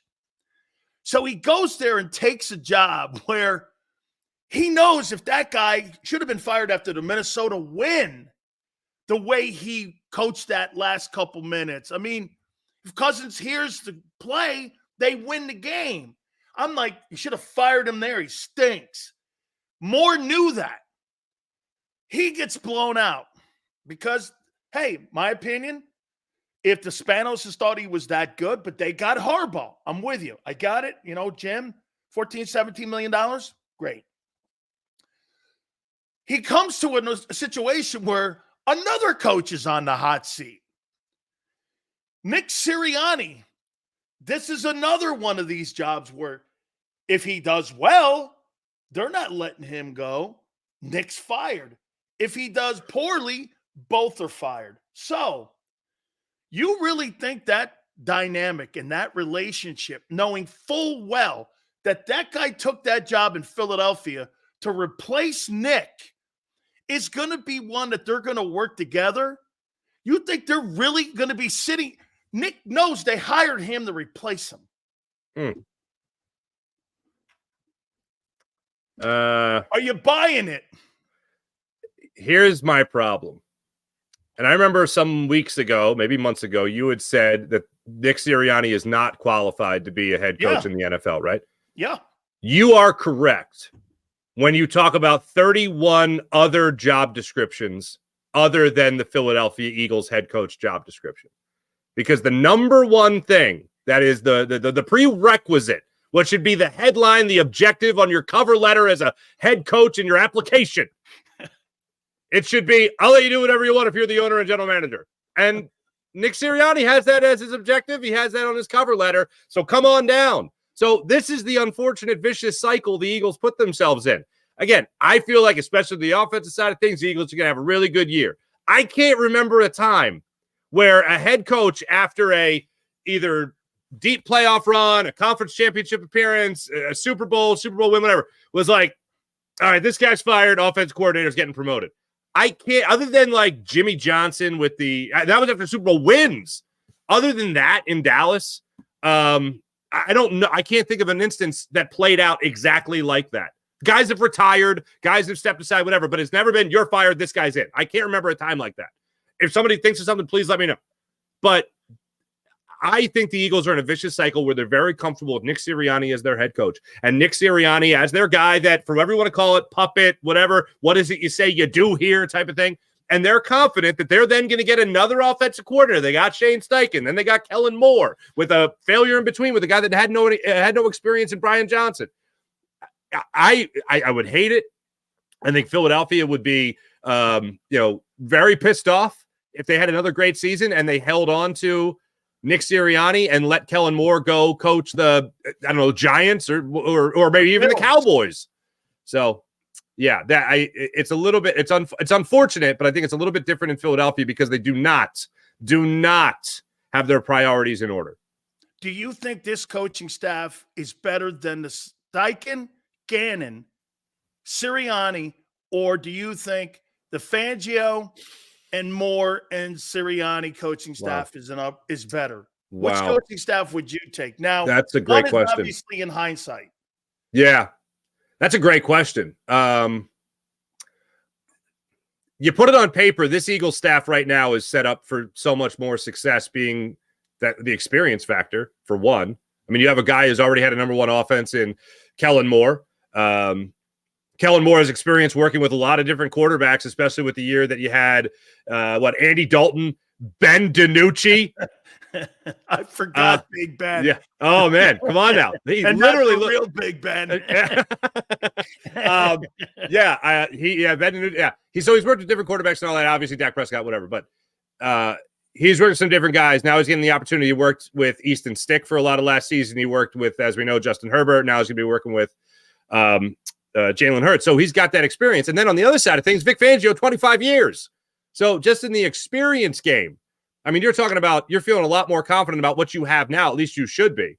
But the bottom line is with Shane Steichen, he helped this offense reach pretty high levels here and get to a Super Bowl. So if you're asking, and got him a job in the NFL. Yeah, exactly. And you know what? I'm not going to sidestep the question. I'm going to answer the question. I'm taking this coaching staff. Because look, Nick Sirianni being all hands off from the get-go, I think that's only a positive thing. Like a little bit more hands-on game planning with Shane Steichen, him having hands off here with Kellen Moore. Less of Nick Sirianni, I feel like, is more of Nick Sirianni. He had no hands-on probably on that Steichen and Gannon coaching staff. Because if you remember, after 2 and 5, play calling was taken away. Yeah. Then Steichen went, and Gannon kind of pretty much ran the Fangio style of defense, and he was the consultant on the team. So he probably was in the same role he was in the Super Bowl year that he was in a year ago. Yeah, I'll say probably a little more influence on the offense because Brian's inexperienced. So yeah, and that's part of it. So I think half of it is exactly that, hands-on because of Brian's inexperience, but the other half of it is when Nick Sirianni officially acknowledged, a year after, by the way, officially acknowledged that he had given up play calling after whatever it was, 4 or 5 weeks. He said, I'm going to do the game plan during the week. Shane's going to call the plays. And then this year, what did he say? Brian calls the plays, but it's my offense. And then at the disaster of an end of the season press conference, the offensive coordinator will be in charge of the offense, defensive coordinator will be in charge of the defense. And then when he was asked the question, what will your role be? Again, bonkers that it's a legitimate question to an NFL head coach, but also on top of that, the way he answered it, he could have just said, I'm going to do exactly what I've always done. I'm going to control the game plan throughout the week, and then we're going to have an offensive coordinator, control the offense on game day and call plays on day. But he didn't say that. He floundered around. It's going to be very similar to what we did, but a little different, and blah, blah. It was the first time we heard it's not Nick Sirianni's offense. So that, to me, is the most hands-off he's ever been. And it seems like that's only going to continue. Yeah, a couple last questions here for you, Mark. I wrote these down here too. This is really now in a position where everything is in a prove-it year. And I'm going to read this to you. I'm not going to go one at a time. I'm going to give you the whole collection here. Okay. And then it'll make it simpler for us here and a little quicker here. So the OC, well, he's been fired twice. He's coming into a situation to repair or elevate, however you want to look, Jalen Hurts, and the defensive coordinator fired as a head coach in Denver. Not a really good ending. And by the way, the Eagles pretty much took his defense apart this past year. Mm-hmm. And that was with Brian Johnson and Nick Sirianni running an offense. And it was pretty much one of the easier games for the Eagles at the Link against that Dolphin defense. Albeit Ramsey was out, I get it. There were injuries on that team. Okay. So those OCDC is kind of like on a 1-year prove-it deal. Barkley, to your point, I think he's on a prove-it deal, and here's why. The thing that you say all the time, Sills, it's the Giants. They suck. They're not very good offensively. Sills, they don't have a quarterback. Sills, he's this. I say this. Prove it to me you could stay healthy, and prove it to me like Reddick proved it to us. Hey, the Cardinals and the Carolina Panthers, they didn't know what they were doing, Mark. I'm the one that was right. He proved it with 27 sacks the last 2 years that they were wrong and they were bad organizations. I think Barkley's got to show he could stay healthy, and it was the Giants. Here, Devin White. There's another guy. You're 26 years old or you're 25 years old. You were the 5th pick in the draft. The Bucs walked away from you. They gave a 13-year veteran a contract extension today. They had no faith in you, and in the playoff game, you were benched for a guy who was drafted or a UDFA. He wasn't even drafted, and they got better without you. Like you said, new welcome mat, new zip code. Gardner Johnson hasn't stayed healthy the last 2 years. Played 3 games last year for Detroit. He's coming back. This was part of the thing that Mickey Loomis was saying. Hey, Bud, repost that a little bit later. Mickey Loomis said this guy can't stay healthy. Great player. Let's see if he can stay on. I happen to like Gardner. I'm not saying it, but he's got to prove he can have the same impact, in my opinion, in what he had a year in 22. How about Kenny Pickett? The Eagles, in my opinion, I think they took the lesser player. They had a shot at Fields, but even Merrill Reese goes on Big Bill show and says, hey, I didn't think they wanted to rattle any cages with having Justin Fields on That was great. roster. That was great. Hey, okay. And then, like you said about Huff has proved he is not a 3-down guy. You got to prove, dude. Sorry. You got to prove, dude, that you can play 3 downs. And look at how many of these, well, let's see what they can do. I mean, Mark, every one of these guys that Howie signed, there's a question mark around it. Is he the guy? I mean, like you said with Barkley, okay, let's just go with your notion it's the Giants. Yeah. All right. Well, let's find out. You have to rush for over 1,200 yards this year to make me think that it wasn't the Giants. Mm-hmm. I mean, when you look at what they've done this offseason, what grade would you give this team and how he's handled this so far with these guys? And by the way, who they signed yesterday? Paris Hilton. He was great in 2022. Fantastic. Yeah. We keep hanging on that 22 year like with Hurts and all this. I love that 222, man. I mean, hey, he was good. He had 600 yards last year. He had a scene out in yards. I mean, it was the Giants. They suck. Okay. I mean, man, we got a lot of prove-it deals here. Yeah. First off, thank you for allowing me to have that Johnny Carson moment of wiping tears of laughter away from my face. Dangerfield moment. Yeah, right. Dangerfield on with Carson every single time. Bring the next guy out. Go ahead. Okay. So what do we do now? Anyway, bring him out. Have you ever wake up and kids playing with your feet and you're in a hey, Carson's like, yeah, all right. I don't know. I digress. Yeah. All right. It's funny you bring up the Big Bills thing. Because when I was on with him yesterday, one of the things he was talking about was the could be's. So that's similar to your point of the question marks that are on here. I got 7 of them. You got a lot of question marks, and I get it. For me, I look at the interior offensive line. I got more confidence in Cam Jurgens than I do Tyler Steen. I have more confidence in Matt Hennessy than I do Tyler Steen. And Matt Hennessy could go play center, and then he could, maybe play right guard, and then Cam Jurgens stays at right guard, and Hennessy stays at center. There's questions there. Chauncey Gardner-Johnson, we haven't seen him with Vic Fangio yet. We've only seen him in the Vic Fangio cover band. So hopefully, hopefully this time around, again, to use that word hopefully or hope, it'll be different. But you're right, they are questions. But you really can't answer these questions until the season actually starts. But when you're talking about confidence level or grade, I am astonished, my friend, when Saquon Barkley only gets a B+ grade.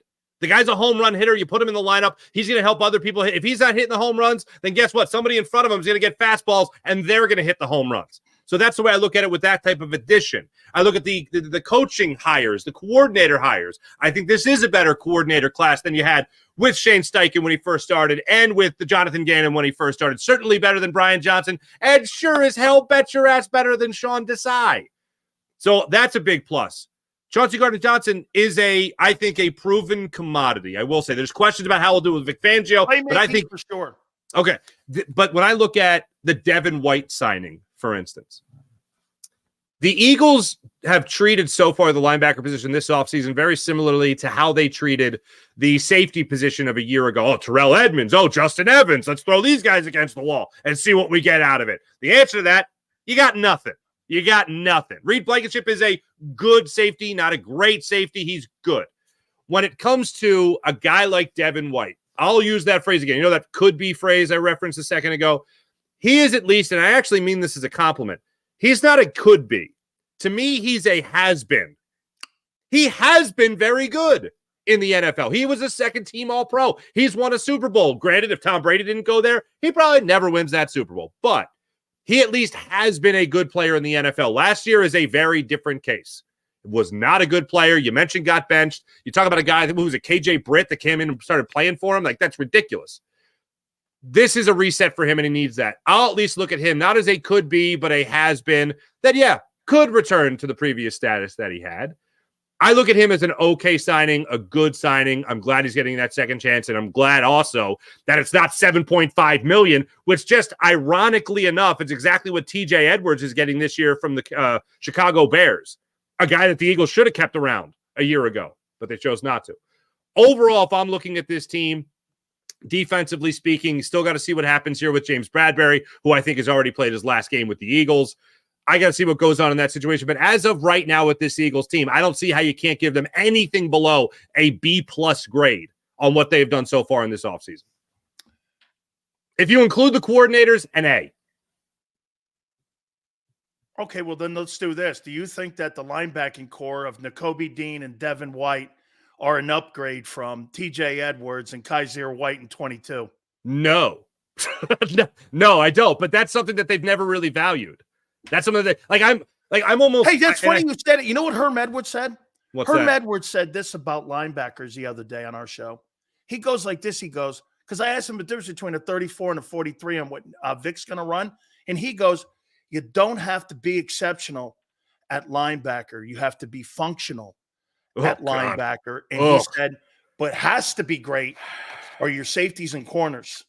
If you're going to be in that 34, especially because most of the time in today's NFL, Dan, not our NFL, you're in nickel. 73% of the time you're in nickel. So those backers, number one asset has to be covering. Well, Mark, they can't cover. They're some of the worst cover linebackers in the NFL. And you want to hear this? Shit, you got guys starting right now who don't have higher grades than Nicholas Morrow and Zach Cunningham. How is that a when you haven't addressed your linebacker position? Because they've unfortunately never address their linebacker position. I don't say that to be funny. I don't say it to be funny, but I'll put it to you like this. Before T.O. was with the Eagles, you got accustomed to Todd Pinkston and James Thrash. It was like, all right, this is what he's going to do. This is what we're going to see. You guys didn't have a 100-catch wide receiver until last year or 2 years ago in the history of the Eagles. That's why you didn't value that position. For I don't what was it? What was Super Bowl? The Eagles lost to the Patriots the first time in Super Bowl 04. 40. Whatever. Okay, so let's 04. Let's say that. So I guess that was 46 years of the Super Bowl. The only wide receiver to catch a touchdown pass in a Super Bowl for the Eagles was Greg Lewis. All right. Prior to Alshon Jeffrey. All right. Oh my God. All right. So the Eagles haven't valued that position up until recently. They obviously did with T.O. for that year and a half, sort of. But it just became something you go, all right, we're going to win games despite this. We're going to get to the conference championship game despite this. Now T.O. is injured. Well, you're still going to get to the conference championship game and you're actually going to win it. Oh my God. It's just the linebacker position with the Eagles has always been, since Trotter, a dice roll. They found, I will describe TJ Edwards in the guys that you just mentioned. I will find TJ Edwards almost a diamond in the rough compared to the Eagles standard. Zach Cunningham, I've said it many times. You mean to tell me you were that desperate to have Zach Cunningham come back from injury at the end of the season? That's what we've become? You can't wait for Zach Cunningham, future Hall of Fame Zach Cunningham? Are you serious? Like, that's where it's at right now? So for me, I think I look at it like this. Devin White, this is going to be his last hurrah because he could be one of those guys that's just done and washed. All right, that could very well happen. Nakobe Dean, you talk about speed. He obviously brings speed to the table, but is he going to be on the table more than he's going to be, as we started the interview talking about, more so than he is in the tub? These are things we're not going to know until the season actually starts. I have a confidence in just about everything else. The linebackers, I've just kind of grown accustomed and just saying, all right, this is the way they like to do business. They don't value this position. That's that. We'll see. And I hate it, but that's the way they've what's the word? Trained us. Trained us as a fan base, whatever. I got one last question, but to me, Devin White's Jalen Smith. Okay, the former linebacker from the Cowboys, who they drafted, they gave him a giant contract, and he stunk. The whole thing. I mean, that's how I see him. All right, I'm going to ask you one last question here. Do you think this year will be turned around by the veterans, or do you think there'll be the draft and the impact on the team will help the defense the most? The offense, like you said, there's so many superstars on that side of the ball right now. It's going to be hard for anybody to come in there and help anybody because they don't really need it. But on defense, will it be a rookie or will it be a veteran that they've brought in that will help solidify that defense and make them a top 15 team? Look, I'd love. Well, the answer, here's what I want to tell you, and here's my prediction. Right. Oh, this guy's too slick. I can't. No. I love that. I'm going to steal that. This is what I want, but this is what I know. Yeah. So, because people often misinterpret. When I say this is what I think they're going to do, people are like, "Oh, you want them to do?" I'm like, "No, hold on, damn it, that's not what I'm saying." That's smart, Mark, because you make sure it lands right. Right. I want it to hit the ears, So right between the eyes. So when it comes to what I want the Eagles in the second round. Oh my! If you get me, Edgerrin Cooper, if you get me Trot Jr., Hatchet, right? If you get me those guys, Marcy Wilson, that kid, that NC State's pretty good looking player too. You get me someone like that. Oh man, I'm gonna have confidence in a rookie announcing his presence with authority in the middle of that defense. Okay, that's what I want. What's gonna happen? It's gonna be boring. The Eagles are not gonna draft someone. I would love to see them get a corner in that first round. And when I mention the linebackers, I'm talking about in the second round. But with that number 22 overall, they're going to go in the way of an offensive lineman. They're going to draft Lane Johnson's replacement. I would love to see him go to the cornerback position and get someone who I think could be a splash, but we all know they haven't done that since Lito Shepherd. They're going to go that route. If they draft a corner, they're not going to take someone that's going to jump out there and be prime Darius Slay. They're not going to get someone who's going to be prime time. Certainly not. They're not going to get that guy. They're probably in the first pick in the 22. They're probably going to go offensive lineman. They're probably going to go O-line. So I would say, to answer your question, then veterans is really what it's going to have to come down to be the difference makers on this team from last year to this year. I think that's why they got Chauncey Gardner-Johnson. I think that's why they went the route of, instead of maybe drafting a running back in the second or third round or in the fourth round, whatever, they went out and they said, all right, Kenny Gainwell, guess what? You're the number 2. Saquon Barkley, you're the number 1. They're going to depend on veterans the way they're going to depend on veteran coordinators to help right the ship this upcoming season. All right, I'm going to leave you with this here. Tomorrow's the 23rd of March.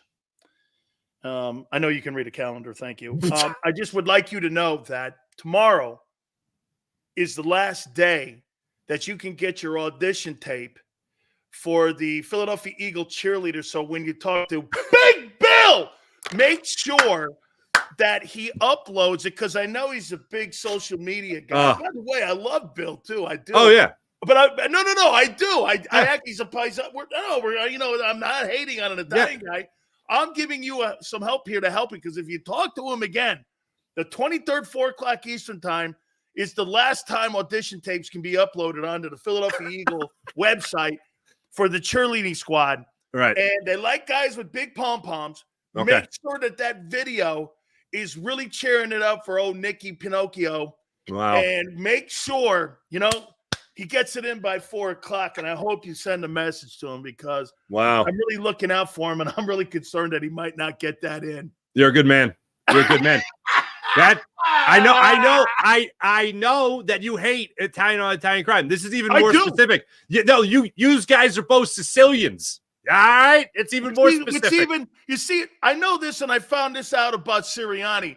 He's a Northern Italian, so he's Calabrese, and he's up there, so he's that is the most Sicilian thing you've ever said to me. You're referring to Calabria. He's kind of like a Frenchman. So he's not really like an Italian guy. He likes white. I mean, white sauce is okay on some stuff, but I'm more red sauce guy, and I'm down there, All right. Listen, when you're a Sicilian guy, you get kicked around in the head because you're at the end of the boot. What do you want from me, man? Wow, that is the most Sicilian sentence I've ever heard. I swear to God.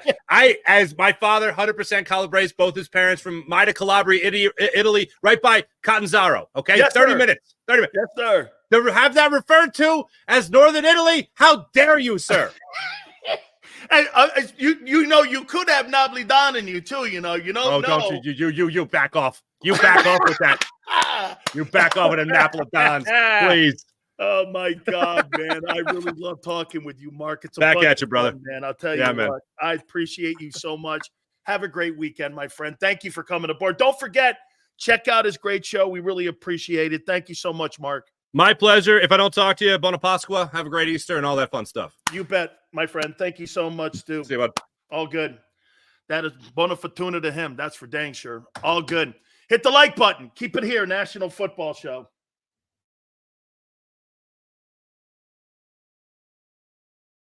Fantasy sports, and certainly the easiest when you're watching the NBA, and the NBA playoffs are almost here, and you can win money making picks. What are you waiting for? Sign up on UnderdogFantasy.com and use the promo code WIN. An Underdog will double your first deposit up to $100. That's UnderdogFantasy.com. Use the promo code WIN. Get ready for the NBA and get ready for the NBA playoffs. Go to UnderdogFantasy.com. Use the promo code WIN.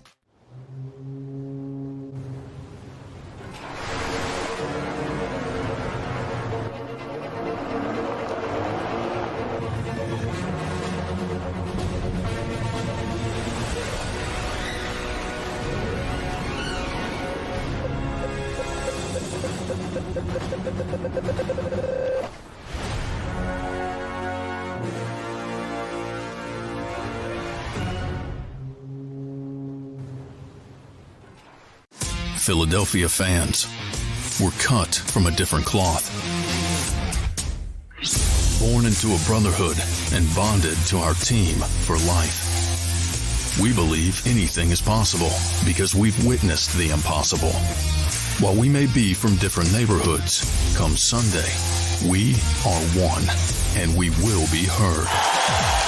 Pondley Hockey, official partner of the Philadelphia Eagles. Hi everybody, my name's Jason Lombardi. I'm an inspector at DryTech. At DryTech we offer three major services, the first one being basement waterproofing. The second service we offer is foundation and structural repairs. And then the third service that we offer is mold remediation. If you feel you are having a waterproofing issue, give DryTech a call or check us out online.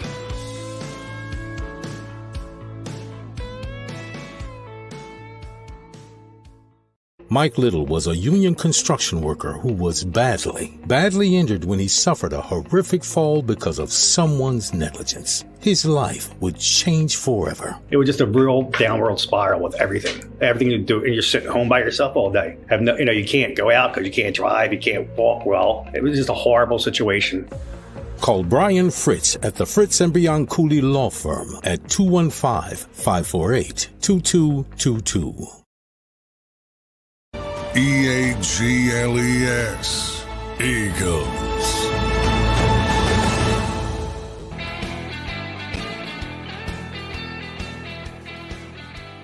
Big Sills! Couple things on the Cowboys here in a minute before we get back to Philly. Oh, by the way, do me a favor, Xander. Put our super chat back up there if you can hear from Bob Brown. Bob, we missed it during the interview. And we promised all of you guys we will not miss any of the super chats. So we appreciate you guys that throw this out here. And Bob, thank you so much. Sills, 3 one-year LBs to solve the problems we have on D requires they solve this through the draft. You can't fix a broken arm with 3 Band-Aids. Spectacular take, Bob. Spectacular tape. That's really great. Absolutely, Bob. Right on with that. Okay? Right on. You got Band-Aids in a bust. White's the Band-Aid. Dean's the bust. That's not going to fix your line. You have not fixed it. You're praying and hoping that ends up being that. By the way, I do want to put this out there a little bit. I was talking to some folks in Dallas, and the number one priority is going to be center for the Cowboys, and having, in my opinion, that they're also going to have to be replacing a center. What is his name? Like Battis, the kid that they lost. And they're also going, the Dallas Cowboys, their running game is non-existent right now. At least the Eagles went out and did something and got Barkley. You lost Jason Kelce, incredible loss. But what you kind of covered it with was getting a running back who can help your offensive running game with a lesser center as Jurgens gets his feet wet. The Cowboys, on the other hand, who's the guy taking over? What's his name? Brock Hoffman? Dude, that's a train wreck. I mean, the Cowboys running back, is that really true, LJ? Is that the guy's name? Rico Dodley? Who's that? So you got a guy playing center named Brock Hoffman. And you got a running back named Rico Dodley, or does it matter? How in the world are you going to get yourself back into a position where you're going to contend for the NFC East crown? With shit like that, you've done nothing. Look, I'll tell you one thing.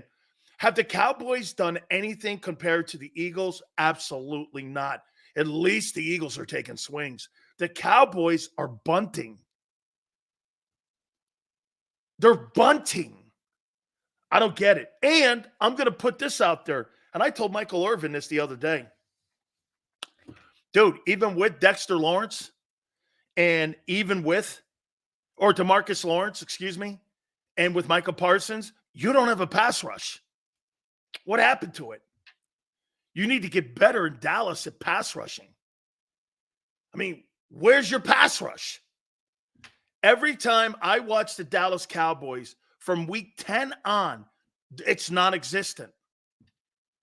The Cowboys have so many fundamental problems wrong with that team, and they're sitting back on their hands, and Jerry believes that he's going to fix this through the draft. He's not. There's not a quality running back, in my opinion, outside of the Texas kid and the FSU kid that can help your running game, and you're not that good in the O-line. I could see if the Eagles, say, drafted the kid from Texas or FSU and put him in the backfield, would he gain $1,000? Probably. Not in Dallas. You lose Tyron Smith, you lose your center, and you think you're going to replace that with your, ingenuity and your mindset on how you look at players? That is so stuck in your way. We just got through talking about John Calipari not adjusting and adapting. Jerry hasn't since the 1990s. He still looks for the triplets. That's how he thinks he's going to win Super Bowls. He's through the triplets. Not the truth. If you don't have the quarterback, you got to do exactly what Philadelphia and San Francisco does. Build around them. Build around a functioning. See, look, like I said, Jalen Hurts and Brock Purdy are the same. They're the same guy, just different styles. You know how sometimes you have a great boxer, one guy's a really great boxer, and another guy is just a great knockout guy. But they have the same record. It's just different. But you got to build around those guys. Those guys are not going to carry a football team. They're just not. Jalen, then again, 95% of the quarterbacks in the league aren't going to carry a team. Most of these guys, look, I'll tell you one thing about Kirk Cousins. Kirk Cousins exposes how good the quarterback position isn't. You know why? How many people think that Kirk Cousins is just an okay quarterback? Well, shit, Washington hasn't replaced him, and Minnesota won't. And Chicago's never had one like him. You make it sound like Cousins, well, he's just a dude. Chicago's never had a quarterback throw for that many yards and had that many wins, and Washington hasn't replaced them, and Minnesota won't replace him. He's proving to you that there's a work shortage of personnel at that position. Is that a guy who's going to win you a Super Bowl? It ain't that easy. There's a reason Peyton Manning is one game over 500 in his postseason record. There's a reason that Aaron Rodgers is one game over 500 as a starting quarterback in the NFL in the postseason. Russell Wilson's 9-7 as a quarterback in the postseason. Dan Marino's 7-9. It ain't that easy. You guys look at Kirk Cousins and go, damn, they gave him that much money? Well, what was the option? Desmond Ridder? That's not an option. Okay? I mean, that's why Dak has them by the short hairs in Dallas. Who are you going to? Cooper Rush? Or what? Let me guess. You're going to go to a backup quarterback. Who are you going to try to make a move for? Will Grier? Or are you going to go into the draft? Dude, this draft this year, Caleb Williams, I don't see it. I don't see it. I think the guy Jaden Daniels is better. Sills, Eagles taking swings on often injured players. And prove it to me, players is not what I'd call swings. It's a trash can approach. It just seems that they've done a lot of moves, and I don't see a lot of impactful moves. Well, like I said, look at the benchmark Barkley's on. Look at how much success Barkley has to have just to make it a deal that's functional. He's got to get over 1,200 rushing yards to make it a positive. Okay? He does. All right. Let's do this here. Here's the topic. Here it is. What Eagle players? And one more time, I want to ask, all the conversations that we've had, I'll tell you what, Farzetta with the coaches, he thinks it's an A offseason. Okay?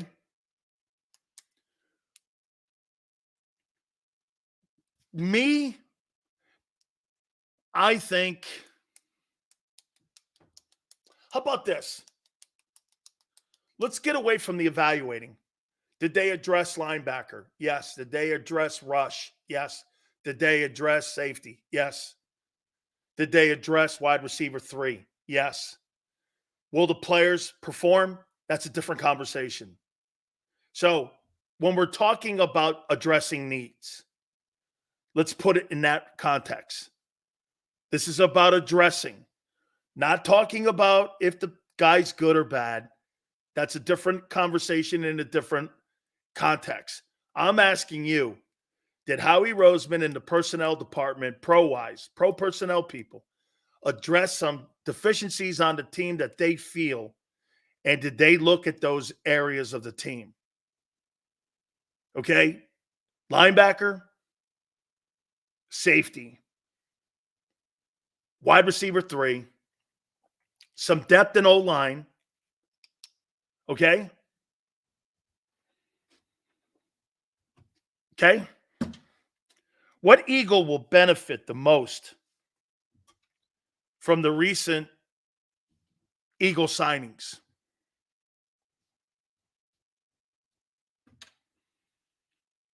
Who will benefit the most from these recent Eagle signings?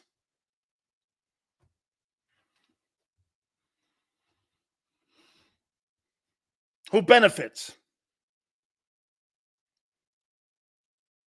No. I'm talking about not the guy, Kyle. Kyle, I'm not talking about the player you signed. I'm talking what Eagle benefits the most from these players that have been signed. Who benefits the most? Look at White, Madden. I like it. Who benefits the most? Jalen Hurts.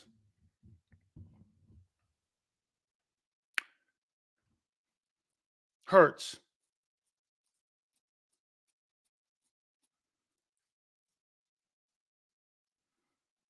Okay, let's start with Hurts. So Hurts would be 1, right? Jalen's 1. Let's put that there. And let's be on a positive note with it. You bring a running back in and a power back in. Red zone back.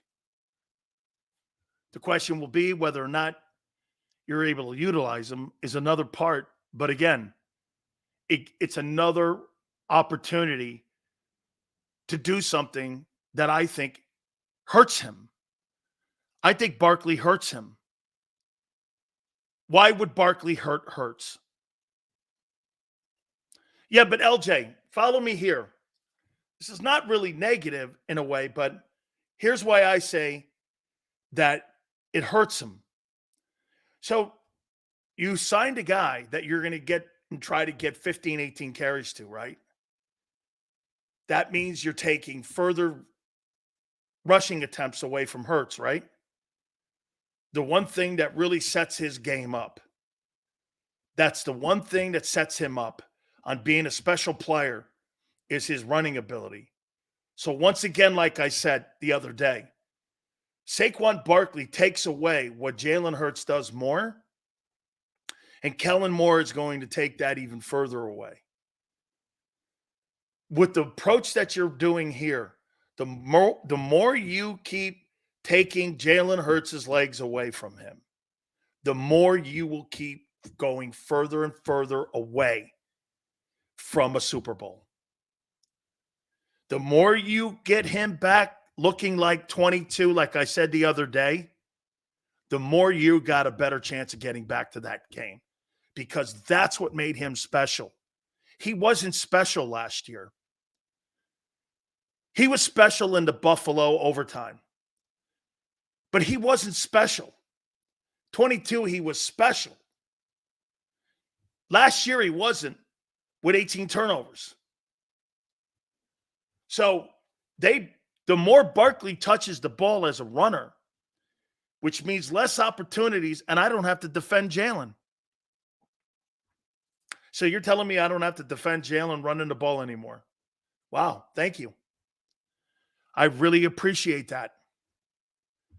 That means to me that you just take one worry away from me as a defensive coordinator, that they don't want to run the guy, and that I isolate on Barkley, Devontae, because this is what I'm going to do. This is going to be a three-headed person that I'm going to defend. I'm going to go and defend Barkley, A.J. Brown, and then sometimes Devontae, and the rest of them will not be utilized, including the tight end, which last year he wasn't. So, I mean, I think Barkley benefits the O-line and Cam Jurgens. Barkley probably benefits Cam and Mulata and Lane because, you know, is he a better back? We're going to find out. I probably think he is. Okay? I probably think he is. But we're going to find out here if he's a better back. Who would be second on that list? What Eagle will benefit from the new hirings and signings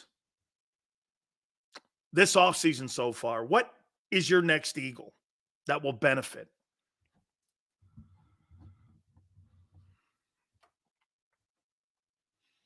Thank you, Brian. If they don't use Goddard in the first couple games, they should trade him at the deadline. Mac, there's just a lot of footballs to have to throw around. Okay? No, now you have to worry about Hurts and Barkley as serious. No, I don't have to worry about Jalen Hurts as a running threat. I never worried about Jalen Hurts last year as a running threat because he wasn't. That's why you had high turnovers and fumbles. Jalen Hurts was not a running threat last year. He was in the red zone with those 15 TDs, but not like he was the year previous. The year previous, he was electric in open space. Look at Brian. Brian coming to the table. Look at Steve. The secondary. Correct. Correct. I think the secondary is going to benefit from having Gardner Johnson back there and having Blankenship next to him. And I think Bradbury and Slay will benefit having that guy back there.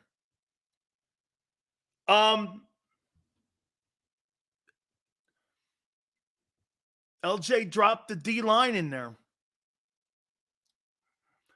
I think the secondary will benefit more, but I don't think you're wrong, LJ. I think the addition of Gardner Johnson helps the corners. And that is a place you need more help at than your D-line, though. I would say this to you, okay?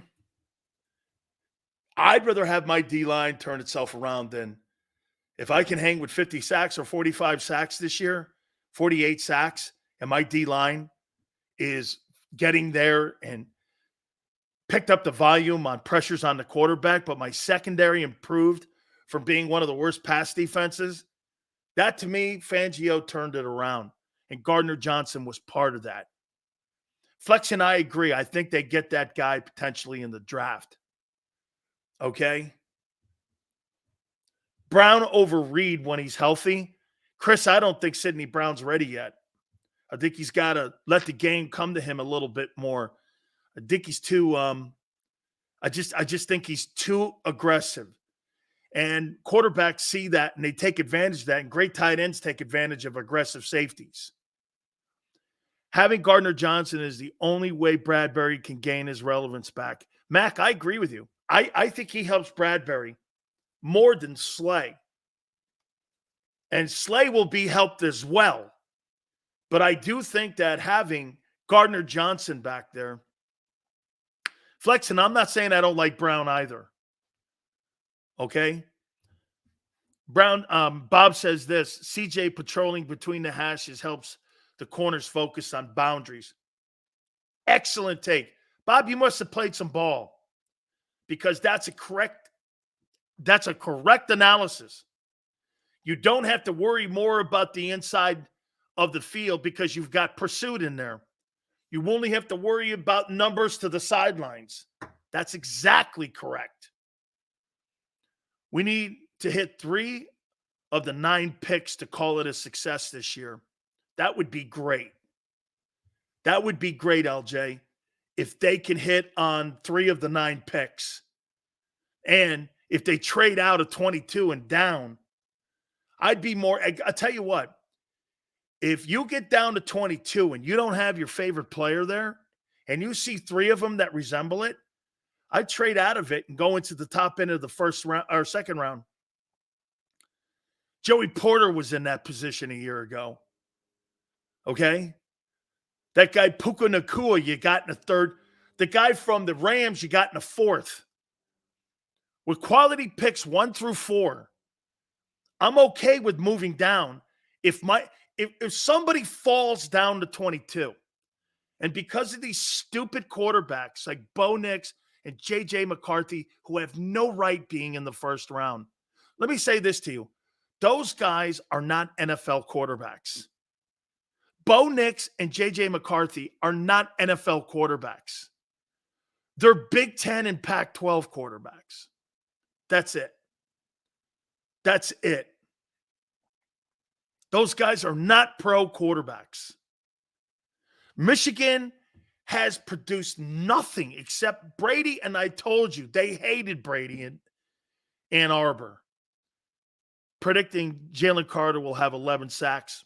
Not out of the realm of possibilities, especially if they put him in a 34 front and they line him up. Now, again, his linebackers are going to have to be a factor in helping him get those sacks. Okay? They are third world quarterbacks. Brian, I think they are too, man. J.J. McCarthy, do you understand? J.J. McCarthy has about 150 fewer attempts than any of the first-round quarterbacks that are going to be in potentially the first round this year. And you're going to try to tell me you're going to draft a guy that you beat Penn State and he didn't have to throw a pass in the entire second half. And you think that guy, you didn't win that national championship because of J.J. McCarthy. You won that national championship because of exceptional coaching, running the football, and playing defense. And making sure the quarterback didn't turn the ball over. That's how you won. I think Michigan, personally, hey, Xander, just curious. Answer in the private chat. You think Georgia could have beat that Michigan team? I do. I think Georgia could have beat them. Because you know what I would have done? You'd have had to go through Alabama and Georgia in consecutive games. No way. Not a chance. Not a chance. You're going through Alabama and Georgia in consecutive football games. Do you understand that Georgia lost one game by 3 points in an SEC title game? One game by 3 points, and then they hung a 60 burger up on Florida State. They would have beat the shit out of that Michigan team. Not a chance. No way they would have beat Michigan. Michigan would have beat Alabama and Georgia in consecutive weeks. Not a chance. Some poor team will give McCarthy a chance and ruin it all. Absolutely. You know what's going to happen? J.J. McCarthy is a nicer guy version of Johnny Manziel. Okay? Georgia would, right. Zander's an SEC guy, but he knows you're not going to beat Georgia and Alabama in consecutive weekends or in consecutive games. Not happening. You played, who'd they play? They played Bama and lost to Bama in overtime. You know, everyone looks at Nick Saban's last game and goes, yeah, you know, the game kind of passed. He lost by a field goal in overtime, and there was a suspect call in the overtime. And then you're trying to tell me you're going to turn around and beat Georgia? No way. No way, guy. No way. And that was one of Nick's lesser teams. Georgia lost one game. And they, get this, this was the hypocrisy of that Final Four and how stupid. Xander's right. Florida State had no right being in that thing.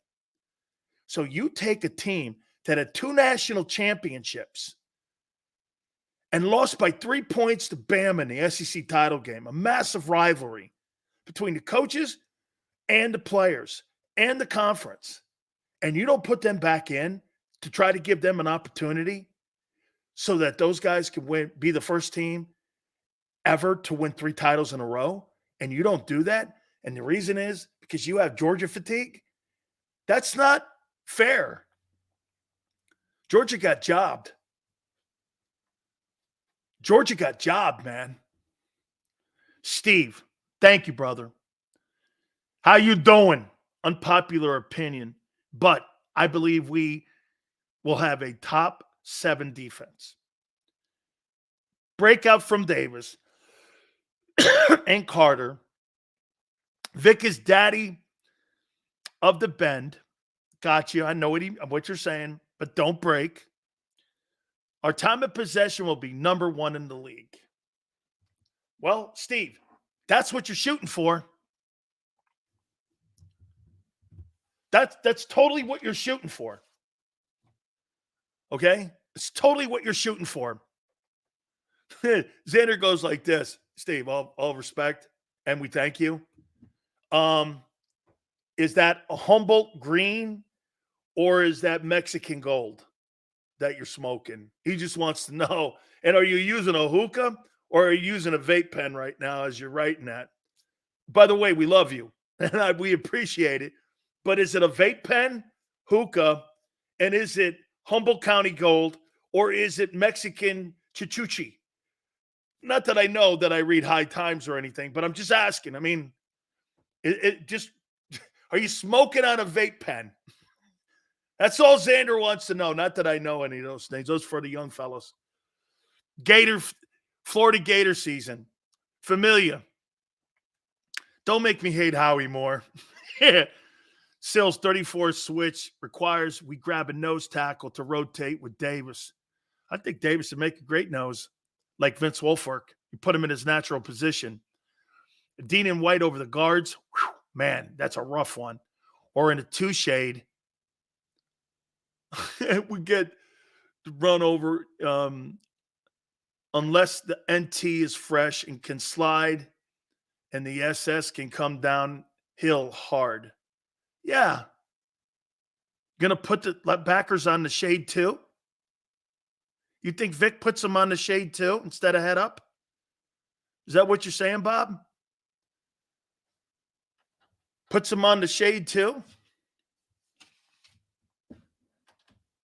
It's more pressure on the nose, and you may want to slant the nose to the strong side. Maybe cheat it too a little bit. Maybe a 30, maybe a 2 and a 2 and a 3. Is that what you're saying, Bob? So you want to put them both on, shades over the guards. That puts more pressure on your nose. Your nose has to be exceptional then. Like, you heard something with Ian Beckles. I was kind of shocked when he said about Villaveda. Hey, Villaveda's got to be out there 17 games, and he's not. But when he is, he's spectacular. And he goes, I love him sometimes, and I hate him sometimes. That's kind of what's happened here. But I think Jordan Davis going to a nose will help him instead of keeping him in the forefront. He's not a forefront D tackle. He's not. I wasn't a 34 nose. I was terrible at it. I never in my entire life played nose. I was never a nose guard. I was a 3 or a 1 technique. I played my entire career at Miami as a 3 and a 1. And so when I got moved to a 2-gap nose tackle technique, I wasn't very good at it. And the guys that I just wasn't very good at it. That's why I need another nose. Tell you what, hey, Bob, not to help Dallas out or anything. That's what they should do to Mozzie Smith. They should move him over to nose, and they should go to a 34 too. Because if they want to save that guy's career, he's not going to be covering a guard defensive tackle. He's not Aaron Donald. He'll never be. He's too slow in his feet, and he's too slow in his hands. He's a powerful guy, but he's just not good enough. He's not quick enough. He's not quick twitch. Hey, Jordan Davis is better by far than him. It's not close. Like, Jordan Davis is still a first-round pick, but he's not the 13th pick. Okay? You're not going to take him. However, you put him in a nose situation, I think that'd be a benefit for him. Okay, I do. Chris, handle the center, and you know what you get to do too? You get to take him off on 3rd down, and then you get to go to nickel. And, but then again, you got to rely on Nolan Smith when you're doing shit like that because you're not keeping Reddick. What's the degree of difficulty? Hey, Anthony, ask the degree of difficulty on what? If we're talking about shading here, this is what Bob's talking about. And I'll play a little Seth Joyner with you. I'll play a little Seth with you here. This is what Bob's talking about. Okay, see the nose tackle over the center? Got NT there. And he's got the linebackers on a shade. But you see this, what you have here when you do this? You see these run gaps? That means you have to have your free and your strong be really good at fitting these gaps back here with secondary help. And if you don't have very good tacklers back here, and Blankenship is okay, and Gardner Johnson overruns plays, that could be a problem here, and you're going to be giving up gigantic. He's going to this. If you look at the depth chart, they're 34 right now. I do, Brian, I'll get a whiteboard. I will. I think it's a good idea. Okay. Hey, Xander, put that on the show's hey, yeah, put that on the show's per diem when it comes to like some of the things we need. We need a whiteboard. Okay? Yeah, put that on the show expense. Okay, but wait a minute. No. Don't put it on the show expense. We can't have anybody else fired. Hang on here. Let's go here. Right. I don't want anybody else writing. I don't want anybody else doing this. Hey, Sileo got 3 guys fired because he wanted a whiteboard. I can't do that. I'm sorry. I'll have to buy it myself. Okay. Hey, hey, Greasy, can you just see Cross and Broad? Hey, Sileo and his bullshit. He wanted a whiteboard. 4 guys out at JAKIB. Hey, Bob, you're just putting a lot of pressure. Okay, you're putting a lot of pressure on that on those linebackers when you do that, and you're also putting pressure on your free and strong when you do shit like that. Anthony, degree of difficulty. Hopefully, that was something. What I said here. Future, right? Let's see here. This is why. Why? Because you know why? Nobody gets butthurt over anything. Only people who get butthurt are the people that take things too serious. I mean, seriously. Right? So hey, Bob, I like your thinking, man. And you know what? It protects him too, and not being head up. Okay? It protects him on not being head up here. Totally does. Absolutely. I like it. Now you guys are thinking. Okay?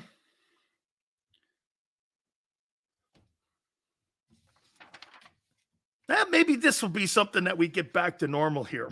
Okay? Maybe this is something here. What is the number one thing that will get Jalen Hurts back to 2022?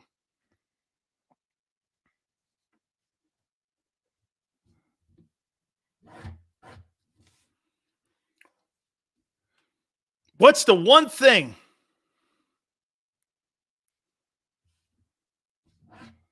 that he has to do?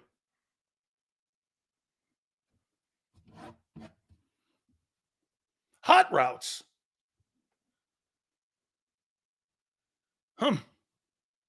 RPOs. New OC. Come on. It's March 22nd. You want to fire the guy already? Reading defenses.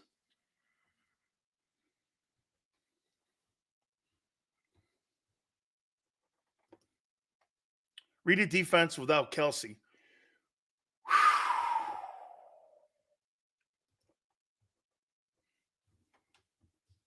Look at this young whippersnapper. Holy cow. Oh, wow. Big Sills. Very impressed with a take from Xander Krause. You understand now what has to happen and what else is being added now to what Hurts' responsibilities are. Cam Jurgens is not experienced enough to call offensive line protections. I'm not saying he hasn't learned from Kelsey. And I don't know what Kelsey's role is going to be this year on the Eagles. Is he going to be behind the scenes helping? Is he going to be doing his podcast and then working with the Eagles? Is he going to be working on weekends at CBS or Fox? My hope is that Kelsey does his podcast, stays local, and works in the organization with the O-line and is part of the game plan preparation. That, to me, would be the only thing you're not getting would be Jason Kelce not on Sundays. But if I could keep everything else intact, helping him develop Cam Jurgens, that process will be better, because to what Xander just said, he's right. Because can Jalen Hurts, can he read a defense without Kelce? And last year, he was sacked the third most because of blitzes. And without him in there, you think that gets better? I don't. Okay? I don't. He just bought a mansion for $9 million in New York City. He's gone. Why would Jason Kelce bought a house in New York City? He must be going to work with CBS. That would be my take. That he's going to work for CBS. Because that's where most of the people live. And why in the world would you move to New York? People are moving out of New York because of the taxes. Xander's brother does very well, and he lives in a shoebox. It pays $75,000 a month in rent. I mean, who in their right mind? Oh, wait, I should shut my face. Right, Bet? I should shut my face. Dan, you can help most of us. We need a one-on-one on offense and defense. It will let us watch the games more intelligently, a 30-minute segment. Bill, I'll say this to you, Bill. When you're watching a football game, the first thing you're looking at, and first thing you look at offensively, is the coach wanting to spread the offense or spread the defense out right out of the gate. What do? Do they bring motion right away? Are they trying to get you out of figuring out if you're running zone or man coverage? That's what they want to know immediately. They want to know the gaps in the defense. So the defensive coordinator has to be kind of smart and not tip his hand. That's why the one thing that the Ravens used to do that I loved a lot was that, remember, they used to do that walk-up huddle? They wouldn't line to the positions. They would walk to their positions right before the snap of the play. And it's harder for the quarterback to read that. But you have to have a very experienced and a very talented defensive group. You know, when you have Ed Reed and you have Ray Lewis in there and you have Terrell Suggs, you can do that stuff with guys like that. Rod Woodson, Deion Sanders. When you got people like that on your defense, savants of the game, not just great players, you can do all that stuff. But when you have such inexperience and new faces, you can't. You want to get to your position. You want to know what you're looking at, but you give the advantage to the quarterback when you do that. Most people can tell when you play the Eagles, they're playing zone. They don't, and if they do, they walk back off the wide receivers to a 10-yard drop, and they have that cushion underneath. That's why hitch and throw are so open against the Eagles every year. But see, Fangio wants that. He wants contain and control. That's what he's looking for. He doesn't want the plus 25 play.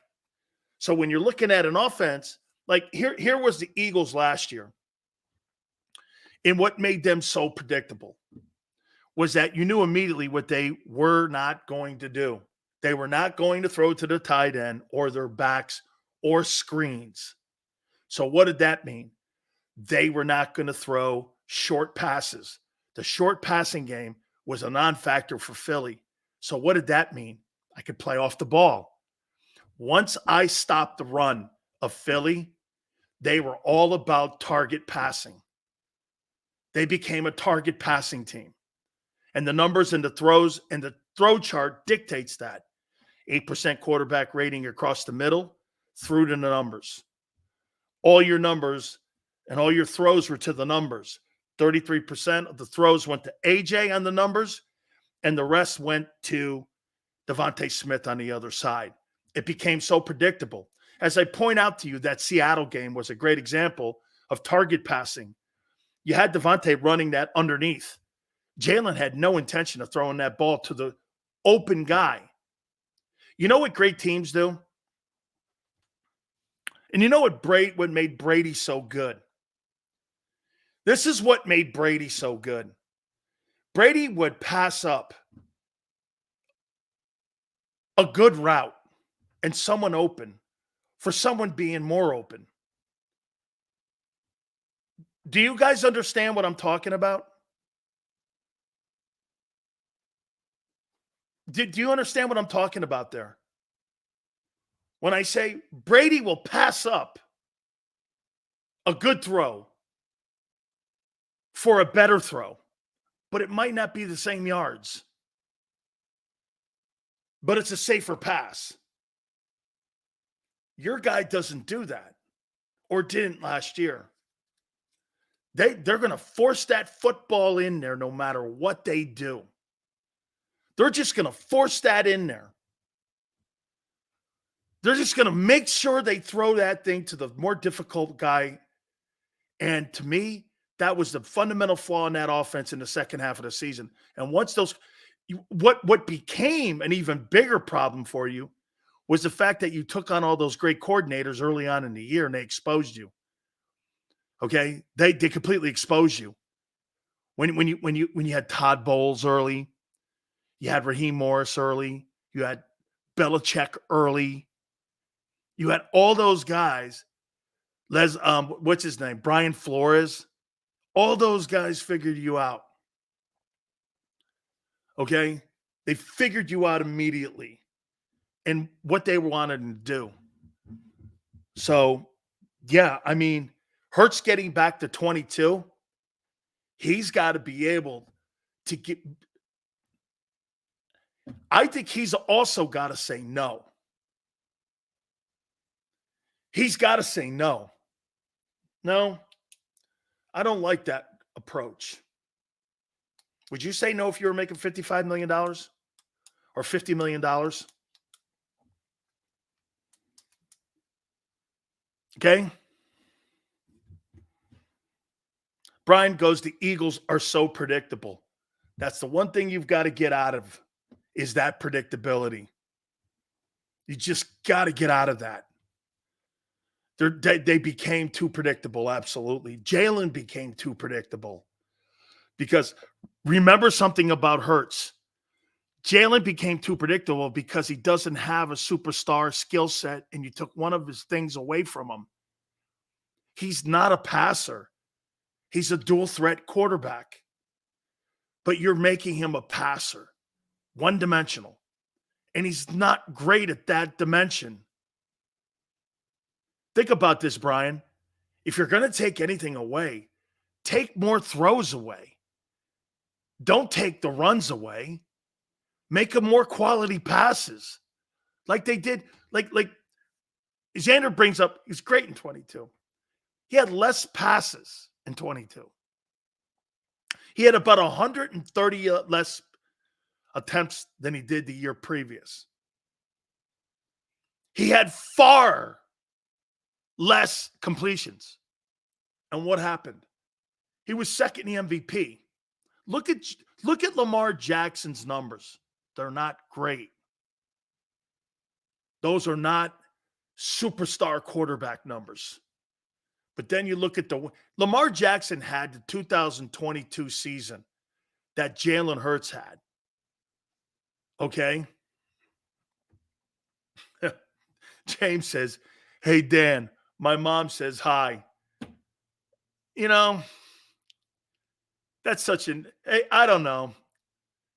You know what, James? I wish your sister said hi. You just made me feel old. Hey, James. Really? Hey, James, my mom said hi. Great. My mom said hi. Hey, can't your sister say hi? Good night. This guy just made me feel like an old guy. Okay? Hey, Sills, my grandma said hi. Yeah. Holy Hey, I saw Howard Eskin the other day. Holy cow, man. You know, hey, he looks like somebody's lost grandmother now. That guy's put on a couple years, boy. Hey, Xander, you seen Howard lately? This guy looks like somebody's grandma.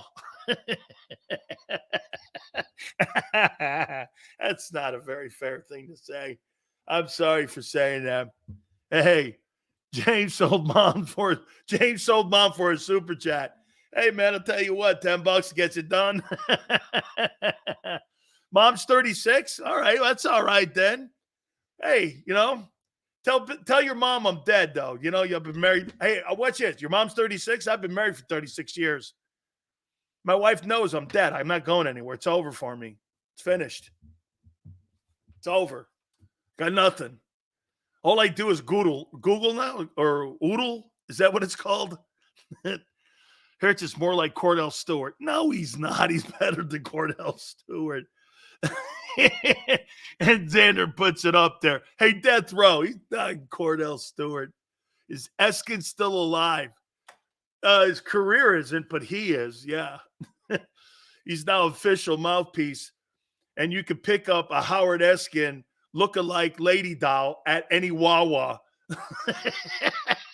Let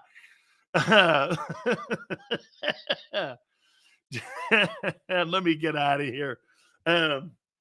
Eskin's son is big time now. Well, you know, like I said there, hey, Yale, Spike Eskin is the Nick Sirianni version of sports radio. I'll leave it at that. That's all I'll say. Our good friends at Underdog Fantasy, JAKIB Sports is looking for a select 500 folks from our loyal viewers and subscribers to partner up. Absolutely coming along with us here. All you have throughout the tournament, and that's what's going on right now. You can sign up with us, $10.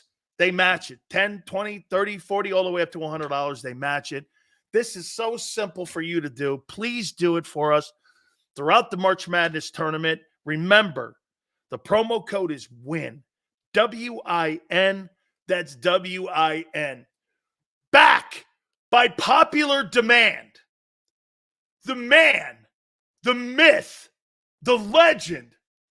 And during the tournament time, Philly Godfather will be with us in the Power Hour. Keep it here, National Football Show. Underdog Fantasy is the easiest place to play fantasy sports, and certainly the easiest when you're watching the NBA. And the NBA playoffs are almost here, and you can win money making picks. What are you waiting for? Sign up on UnderdogFantasy.com and use the promo code WIN. An Underdog will double your first deposit up to $100. That's UnderdogFantasy.com. Use the promo code WIN. Get ready for the NBA and get ready for the NBA playoffs. Go to UnderdogFantasy.com. Use the promo code WIN.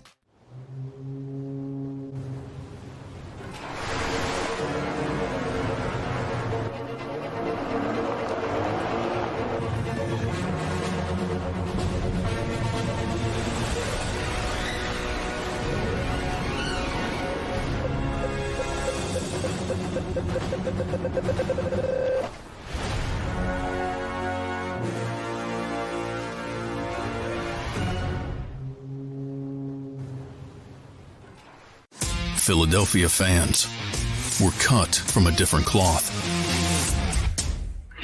Born into a brotherhood and bonded to our team for life. We believe anything is possible because we've witnessed the impossible. While we may be from different neighborhoods, come Sunday, we are one, and we will be heard. Pondley Hockey, official partner of the Philadelphia Eagles. Hi everybody, my name's Jason Lombardi. I'm an inspector at DryTech. At DryTech we offer three major services, the first one being basement waterproofing. The second service we offer is foundation and structural repairs. And then the third service that we offer is mold remediation. If you feel you are having a waterproofing issue, give DryTech a call or check us out online.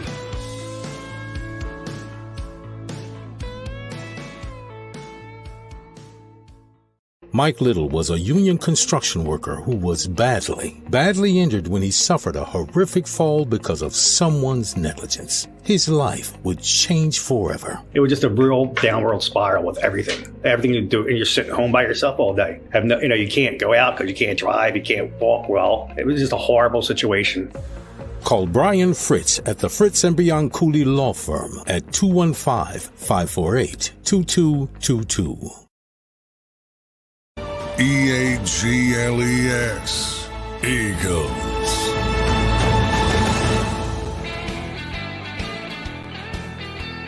Really cool Tony Casillas from yesterday. By the way, the legend himself, Philly Godfather, is going to join us. This is really dope here.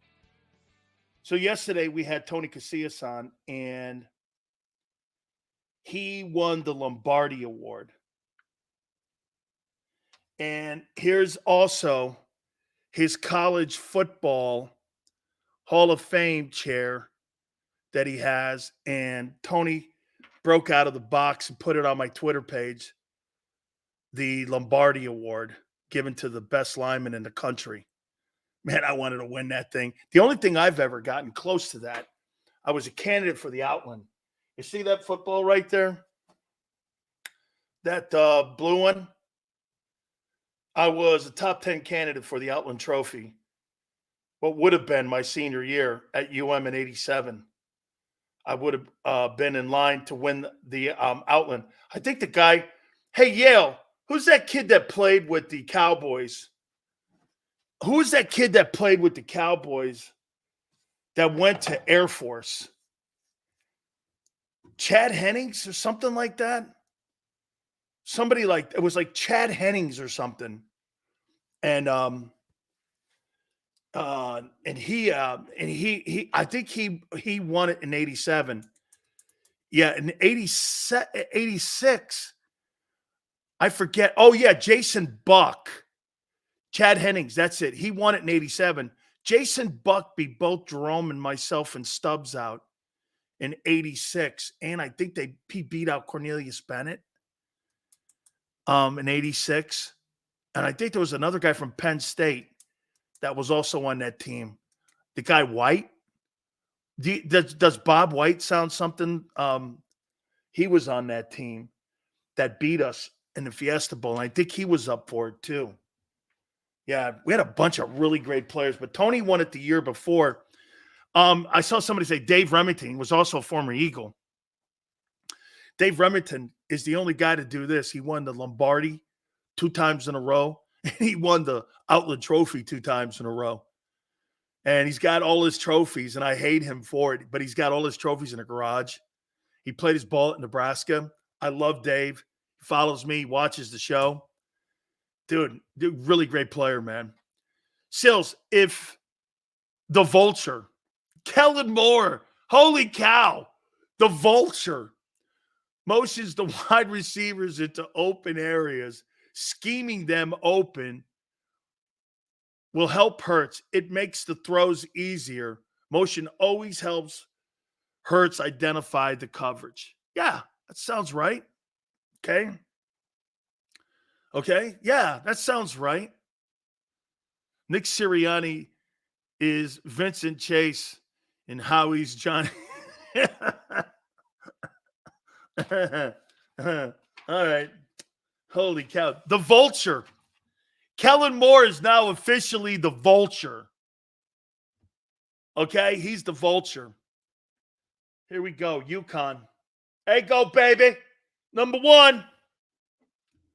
Hey, anybody from the Big Five? When's the last time you guys from the Big Five had a team in the tournament? How many all had? I mean, does anybody go from the Big Five anymore to St. Joe's? I mean, what happened, man? What happened to Temple and St. Joe's? Don't they go to the tournament anymore? UConn's so good, man. I mean, what happened? Anyway, got to start the show off again here, or this hour at least.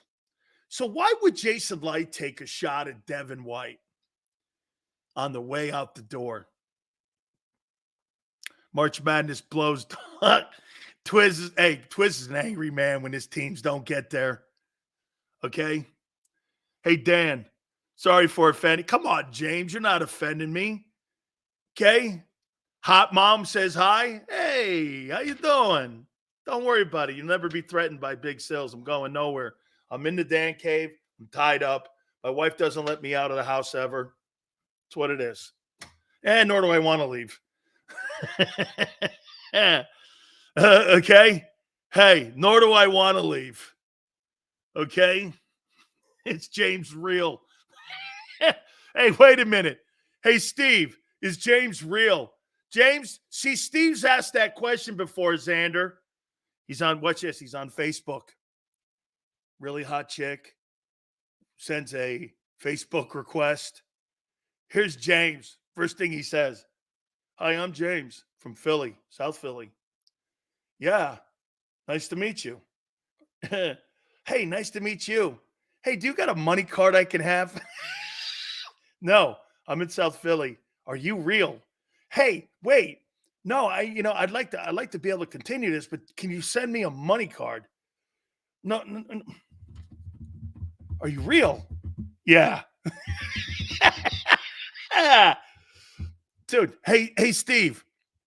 I told you this before. My wife, about 8 years ago, looked over my shoulder and she goes, you don't really think those guys? I went like this. She goes, you don't really think that that's a real person, do you? You know what catfish is? I go, a dinner? She's like, not really. Not really, meathead. That's a guy sitting in his guinea t-shirt with hair everywhere, goofing on you right now because you think he's that chick. He's not? Yeah, he is. She walked away and went, you're stupid as you look. I said, well, you married the stupidest. You're stupider because you married that guy. What's your cell phone? No, I got to have WhatsApp. Come on, Steve. Steve's on WhatsApp. Hey, Steve, how many people have you signed up with WhatsApp? 10?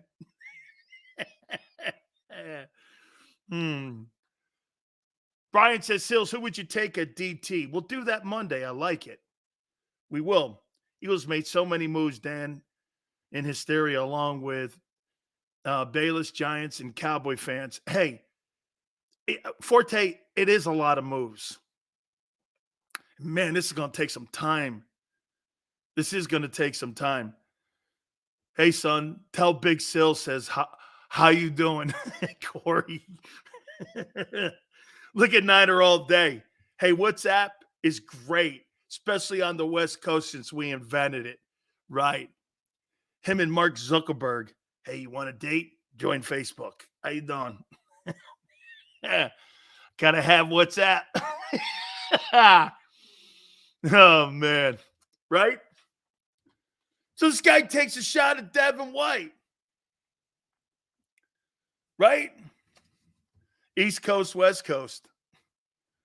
Okay, well, here's what's great for us about East Coast, West Coast. Football is superior on the East Coast. College and pro. It's superior. Okay? The best players in the country play on the East Coast in college and in high school. West Coast, California, Arizona's got some good players. Washington State has some good players, but nothing like Pennsylvania, Ohio, New Jersey, Georgia, Louisiana, Texas, Florida for sure. Those are your best places in the country, okay, when it comes to high school football. Well, hey, think about this, MG. If California is number one in football, why did they move to the Big Ten? The southeastern part of the country is the greatest collection of high school football talent. Mississippi, Georgia, Alabama, LSU, Texas, even to some aspect, Oklahoma's pretty good. But, dude, Ohio, Indiana, Illinois, Pennsylvania for sure. PA is great football high school. Joe Paterno made a living and won national championships by recruiting Pennsylvania, and most solely Pennsylvania and Ohio, and some Florida kids. But that's why this guy, James Franklin, he doesn't know what he's doing when it comes to recruiting. You stay in Penn Hills and you go to Penn Hills High School, or you go into Philly. That school that Xander went to is one of the best places in the country for developing high school talent. And the conference, Xander, what's the conference? Oh, that was really cool today too, about what my conference did. What's the conference your high school played in? Because I know Paterno recruited that really heavily. And that was a real big-time high school conference. And they used to have a thing called the Big 33 game. And in the Big 33 game, they would take all the talent from those two. And Joe Paterno would always be at a Philadelphia Catholic League. That's at the PCL. Let me say this to you. Ton of guys that play for Paterno, they don't recruit out of that PCL anymore. This was pretty cool here, man. My aunt hasn't even seen this.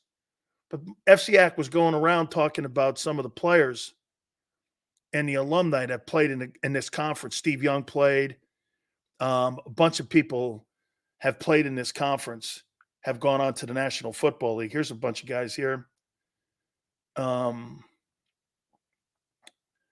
Yeah, I know Steve. I know here's Steve Young. I played high school football against Steve. He went to Greenwich, and I played against him.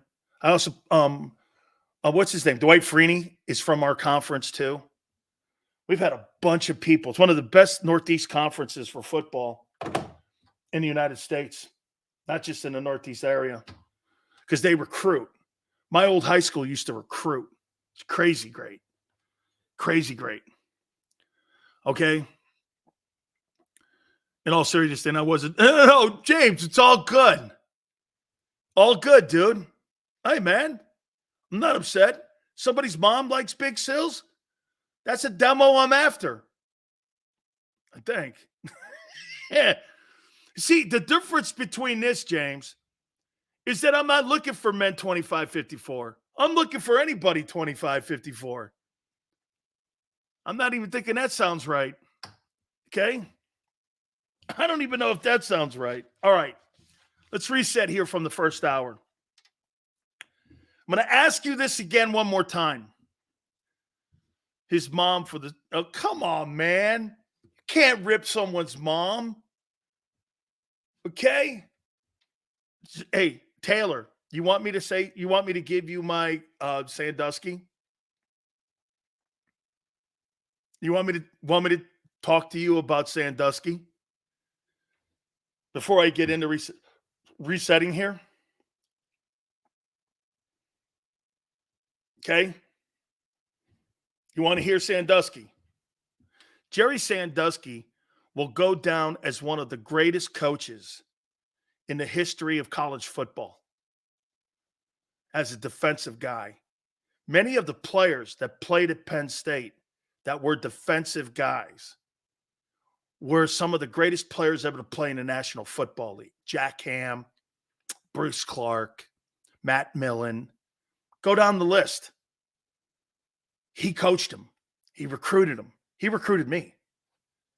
This guy was an unbelievable recruiter and one of the greatest coaches. I would say this. He is probably the greatest defensive coach in the history of college football with the players that he developed and putting Penn State defenses on the map. Jerry Sandusky is one of the greatest of all time. Now, it's like talking about OJ. OJ is one of the greatest running backs in the history of the National Football League. That doesn't take away from the fact that he's a murderer. But at the end of the day, OJ was one of the greatest players in the history of the league. You can separate them. Okay? You can separate them. Shame that success people ruin their lives. Aaron Hernandez, that Forrest. You know what was really the horrible thing, and I posted this. You know what's crazy? I posted this, and I can't even believe we're here and we're on this. and we're talking about this, but I want to show you this and why I love Joe Paterno. And I think here it is. Okay, this was taken from the Miami Herald. Okay. This is taken from the Miami Herald. And this is what Joe Paterno said about me. Dan Sileo, the Miami defensive tackle whose eligibility is being questioned. He's no average sort, a dominating lineman who bench presses 540 pounds. Strongest man on our team, says Coach Johnson of Sileo. Earlier this year, Joe Paterno, the Penn State coach, thought Sileo was Miami's best defensive lineman. Yes, better than Jerome Brown, a consensus All-American last year. Paterno thought I was better than Jerome, which is not true, but it was a great compliment from him because he missed out on recruiting me. And, you know, everyone was always like, how come you didn't go play for an Italian guy? Or how come you didn't go play at Notre Dame? Because of me going to I went to a Catholic high school. Well, that had to make you feel on top of the world. Forrest, you know, at the time when he said it to me, I'll flat out tell you. I'm sitting in an airport after the national championship game, and Joe Paterno was flying to an engagement, and I was flying back home to Connecticut. And there he was. He was sitting there, and he comes over and sits next to me, and I'm like, fuck. It was my birthday. It was January 3rd. Somehow he knew it. Kim Lloyd goes, happy birthday, man. It was the day after I lost the national title, and I looked at him. I go, and I said to him, and I'm not really one of those guys. I go, congratulations to you. I was so pissed off. We gave up 7 first downs and lost. 7 first downs in a game. Have you guys ever heard of a team losing a game, giving up only 7 first downs in 100 yards in total offense and losing? I never got over it. I never got over it. And so Paterno puts his hand on my neck and he goes, listen, you're a great football player, kid. I wish you came to Penn State. I said, you didn't want me. He says, I never thought you wanted to come. I go, well, coach, I hated the black shoes. He started laughing. I go, the black shoes and no name on the back of the jersey. He goes, Sileo, you went to the right place. And we really became friends after that because I go, it's the shoes, man. He goes, what? I go, yeah. Penn State wears them black shoes and you don't put the names on the back of the jerseys of the guys. How my friends going to see me back home when they don't know if that's me or not?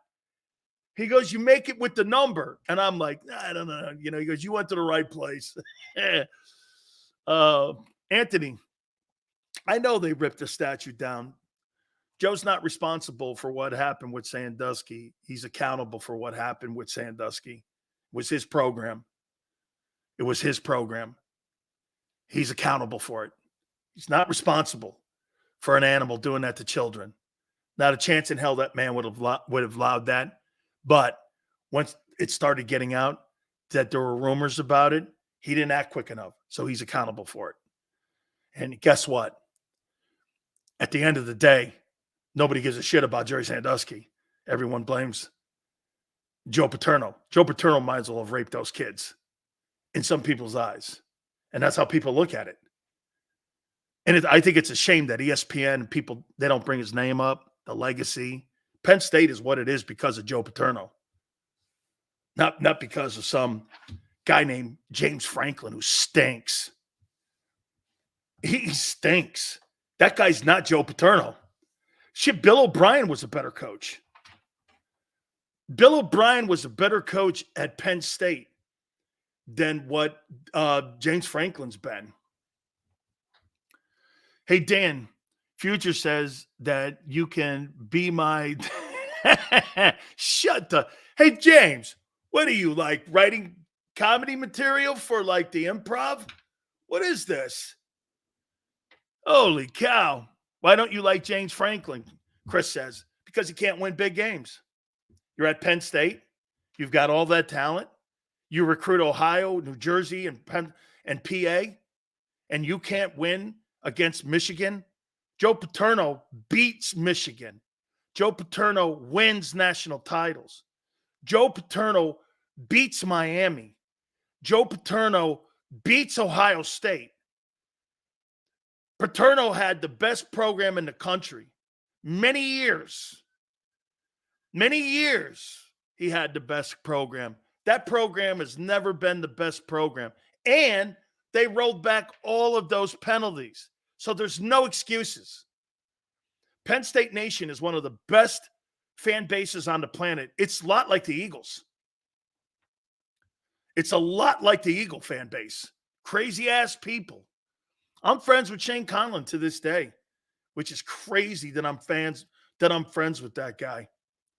I can't believe some of those Penn State guys I'm friends with. One of the guys I played against, he just was after the game. I never want. Hey, so you guys know, and I'll end it here with this. Sills, you ever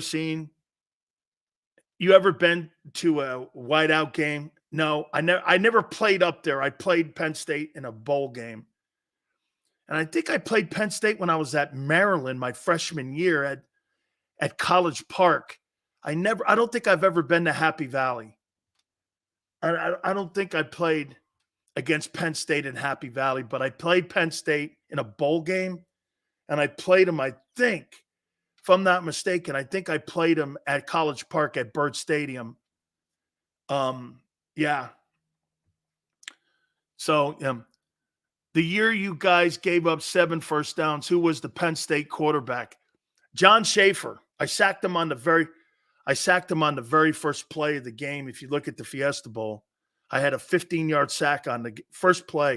100 million people watched that game. I jump up. Jerome looks at me and goes, "Holy shit.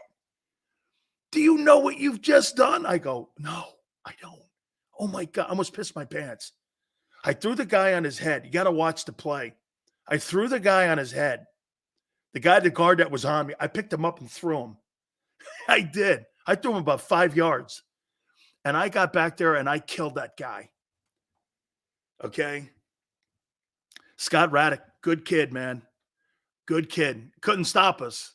And by the way, your boy Mike Missinelli, Xander has seen it. Mike Missinelli wrote a book basically about Jerome and I in that night. How we just terrorized people, talking shit, screaming at people. I think we had 20 tackles that night between us, 3.5 sacks. We killed everything in sight. Everyone got hurt. Man, we were killing everything. DJ got it done, though. And I couldn't believe I had to shake their hand. So I took Scott Rat. Hey, I had to shake his hand. He came up. He goes, "You two are the best things I've ever seen." And then Paterno said, me and Jerome are better than Millen and Clark, which turned out to be pretty amazing. Anyway, reminiscing. I sound like everybody's All-American now. Holy cow. There's one. We had Herm Edwards on this week. We had a bunch of people on this week. There was one guy I couldn't wait because, I don't know. How many people think the Philly Godfather knows somebody who knows Shohei Ohtani? Now, let me say here to you now, and listen here. You can see our guy, and you know our guy, and you know what he does. He does everything above board here, right? And I want to ask him, before I bring him up, so if I had this guy's got FU money, he must. If I had $4.5 million to my chauffeur and said, "Here's my card, use it the way you want," and then I find out there's 4.5 large gone, and it's my doorman. He's an interpreter. You know what his job is? He said, "Hi." He said, "How are you?" That's his job. And you give a credit card, or do we even have $4.5 million on a credit? Okay, with all that being said, I've got to bring in the Philly Godfather, and let's see if we can unravel this here, dude. Hey, that's pretty nice, man. He's got to be the most expensive person in the history of the world, man. Shohei Ohtani, man. I mean, hey, and now you know what you love about it? I don't know. This is what he's talking about. Story. He's got a better defense than Joe Biden. Joe Biden tells him he's going to see now. This guy's got an interpreter. He can say whatever he wants. Right, man. I could just always go like this when you're Joe Biden. You ever see the movie Weekend at Bernie's? Huh? Or he could just scream at you for an hour and a half. Anyway, not to be political here or anything. But, dude, how much does that go on, you think, like that, where professional athletes are just making bets like that? And to me, everybody likes nowadays to be outraged. There's so much gambling going on in sports now. Is this a big nothing to you, or is this something, or what is this to you as a guy who works in an industry that is trying to do things above board these days? I think it's a big nothing. I mean, there's such hypocrisy. Boxers are allowed to bet on themselves, bet on other fighters. As long as you're not fixing games, as long as you're not throwing games, and he's definitely not. These athletes are making too much money to try and hurt the integrity of the game in any way possible. A guy betting $500,000 or $100,000 who's making almost $1 billion. That's peanuts. I mean, but at the end of the day, there's got to be some type of fine line. There's got to be some rules and regulations, and there's got to be investigations to make sure nothing funny is going on. But I don't think, Ohtani's doing anything wrong, to tell you the truth. I don't either. I mean, all I say about him is that here's the biggest star on the planet now for baseball. And, this is not just a guy that's a star in baseball in America. I mean, this guy's enormous in Japan. Okay, I mean, he's enormous. And baseball has to handle this above board, at least to give the impression that, how can you not be fair to Pete Rose and then turn around and look at Ohtani and go, well, it's a nothing burger. You know what I mean? Yeah. And Rose will tell you, hey, I never bet on baseball when it came to losing games. I bet on my team to win.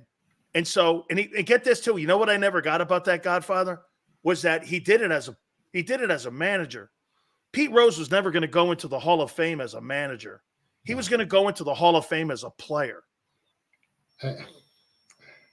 I know the guys that he was betting with. I mean, he passed away. So, but I know the guys that Rose was betting with. And from what I heard from those guys, now I never took none of his action. I never seen Pete Rose bet. I never witnessed anything that was going on. But from what they told me was he never bet against his team. And he was betting the whole board. Like he had an addiction, Pete, Wasn't it football slips, those old yellow slips? The parlay cards. But he would bet every team on the board. Like it was just action to him, something to keep him, watching. But Pete Rose never tried to fix a game or never put the wrong players on the field. Never did anything maliciously to hurt the integrity of baseball. Back then, it was much more taboo than it is today. But from what I've heard from the guys that took his action, he never tried to hurt the integrity of the game, and he should be in the Hall of Fame. Let's be honest. Absolutely. By the way, he does my show occasionally. He's been on about 3 times, and I actually like the guy. Now, is he a solid citizen? Far from it. But I actually like the guy, especially when he's talking baseball here. All right. I want to get into the tournament here with you a little bit. And I want to ask you about one guy, and that's John Calipari. Let me say this to you here. In the last 5 years, they've got 1 win in the postseason. And do you know in the last 6 years, even a program like Oral Roberts has more NCAA wins than what Kentucky has. He's got 2 of the best top 5 players that are going to be in the lottery at Kentucky. Does one and done work anymore in a landscape where the transfer portal and NIL has kind of like, right now, get this, kids are being paid to stay longer in school. You have the transfer portal, which means you can play. That Oakland team that beat them, I had to look it up. I thought they were from California. They're from Michigan. Yeah. And they were 14-point dogs in that game. I watched that thing the whole way through, and I'm like, there's a 24-year-old guard on that team that's firing threes And it was 24-year-old guys versus 19-year-old guys. You and me know in a sport like that, that's a big thing. Is Calipari, has the college game passed them by? I think so. Yeah, it's time for him to find a new job. I mean, they were 18-1 to win the whole thing before the tournament started. And like you said, they were 13.5, 14-point favorites. And, you know, March Madness has this weird thing that happens, phenomenon, that the team that wins the game usually covers the spread. And if an underdog's going to cover the spread, they're going to win the game outright. But you don't usually see 14-point dogs winning the game outright. It's usually from 7 points to less, where the competition's a lot closer. So that was the disparity in the talent between Kentucky and Oakland. But again, I think the game's passed them by. When you're playing against kids like that, you know, from 19 to 25, they get their man strength. They're a lot bigger, stronger. You know, it's a different type of athlete, no matter how talented that 19-year-old kid is.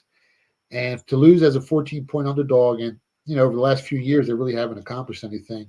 I think it's time for him to hang it up more than anything. He makes 10 large. Yeah, it's too much. I mean, the game's changed. 10 large, and he's won one national title. I'll tell you this, the guy from Nova was a better coach, in my opinion. Oh, yeah. I think Jay's a better coach than John Calipari. No matter, and you know what he hangs his hat on? You know, we have made so much money for families by getting kids ready to go to the NBA. And I'm like, can you imagine Nick Saban going like this to an Alabama boosters and to Alabama alumni going, hey, you know, we don't really care about SEC games or winning national titles here. We only care about preparing guys for the NFL. I think this guy is a constant salesman, and he's almost like a Ponzi scheme in a way that he deflects so much, Philly. And I mean, I think it's time for him to go as well. Well, you can't compare Jay Wright with Calipari. I mean, you saw a difference in the way Jay Wright ran his scheme, second half adjustments, the way he slowed the game down when he was playing teams that were slightly more athletic than him to limit the possessions. Calipari, they're just running up and down the court, chucking threes and playing street ball more than anything, and relying on talent. So you see there's a huge disparity between coaching between Jay Wright and John Calipari. I mean, it's not even close. And Jay Wright did it with kids that weren't, you know, McDonald Americans, like the best kids in the world, where Calipari's got, you know, he can pick the best of the best to go to Kentucky. But that's going to start changing. You're going to see the landscape of college basketball change over the next couple of years, and you're going to see a lot of the smaller schools have a shot, you know, teams like Oakland. Absolutely. I think you're starting to really see really some of these old school coaches like Coach K, Nick Saban. I mean, you know what? I probably would think that Jay got out of it, not because of all this other stuff, but he probably got out of it, one, because of what you said. You know, when you get those 5-star kids and you get those one-and-done kids that are going to go to the NBA, you don't really have to coach that much.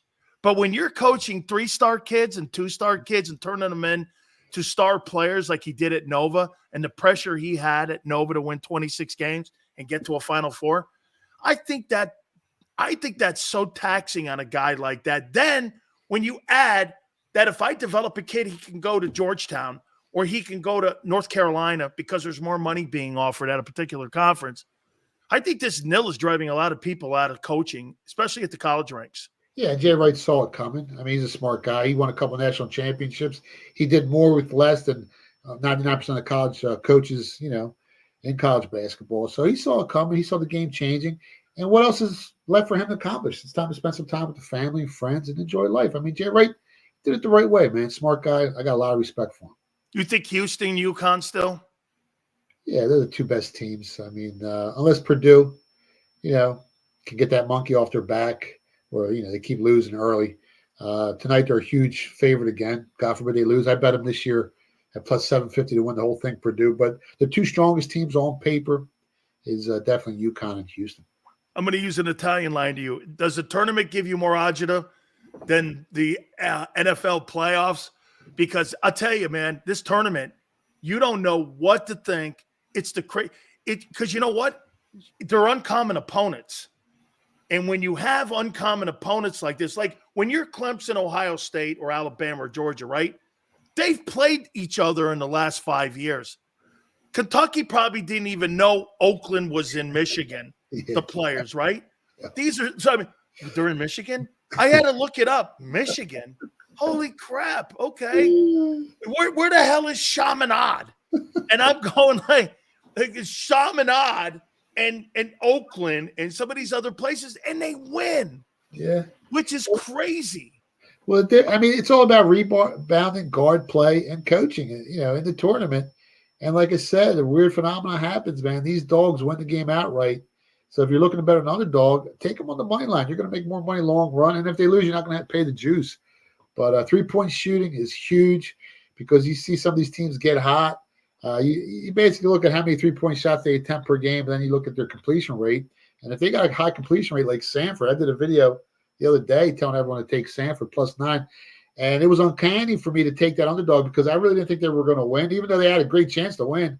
But the way they shoot the three and the way Kansas was banged up, Kansas is one of the unhealthiest teams going into March Madness. So they're a little banged up in some key positions. And you got a team that shot 40% from the three-point line.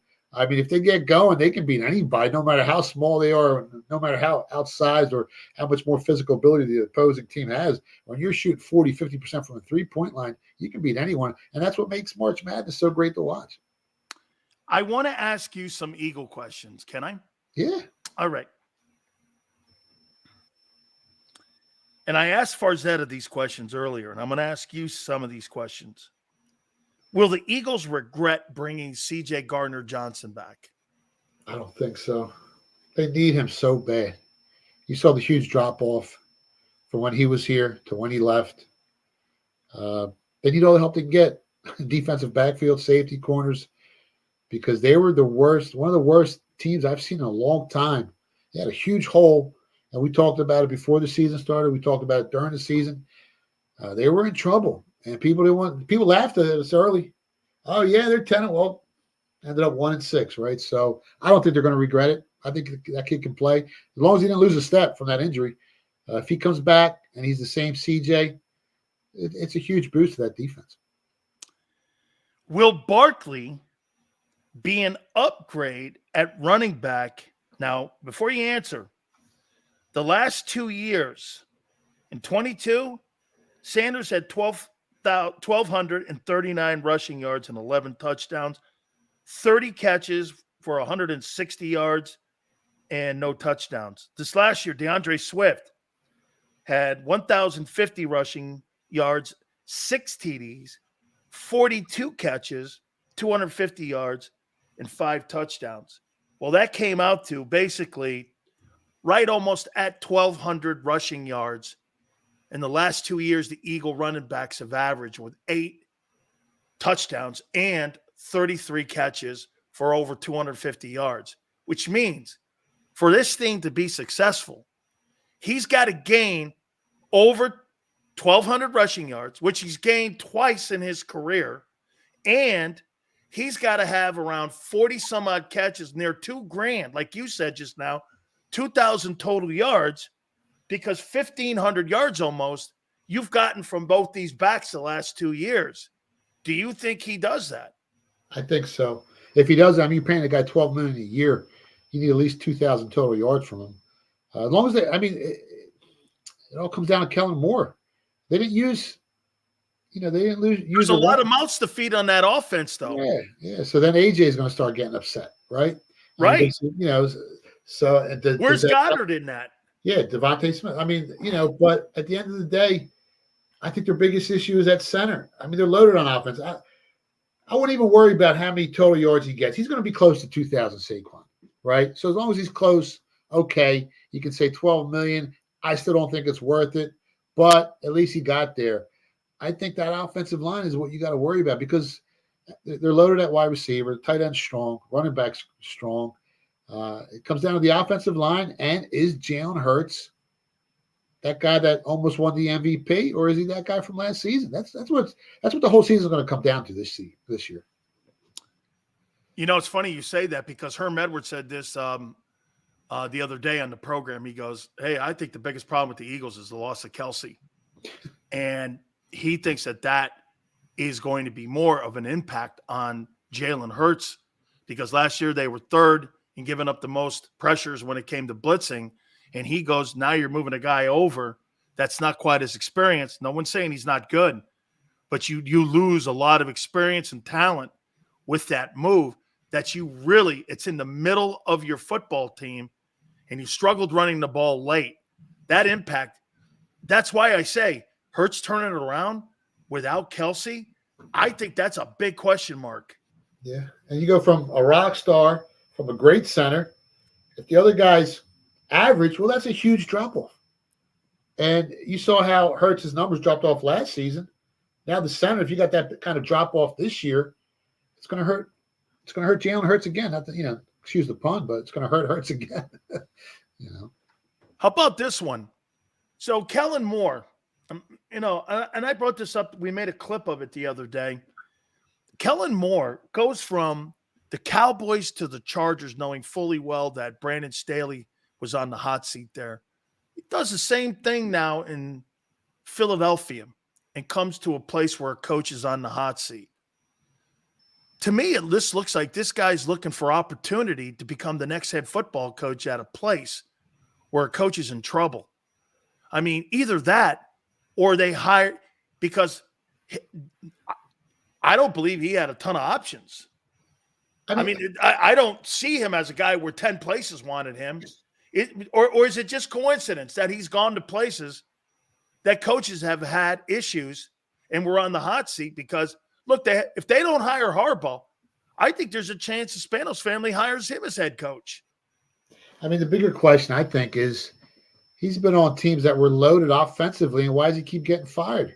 Why does he keep leaving? What's going on? Like, what, why are they not going deep in the playoffs and winning playoff games? And, so everyone's talking about, oh, he's a great hire. Well, is he really? What has he done? He's had so much talent. He's Justin Herbert, Dak Prescott, as much as he chokes. I mean, during the regular season, the guy's lights out. All those wide receivers on both teams, they were stacked. Running backs. And why does he keep bouncing around like a gypsy? If he's that good, guys that are that good, they stay in place and they win. So I'm hoping he's an upgrade from what we had last season. I mean, it can't get any worse, right? Oh. So, so hopefully he does the job and the Eagles get back on track. But we'll find out. Lastly here, I'm not gonna read them one by one, so I'm gonna throw this out here to you.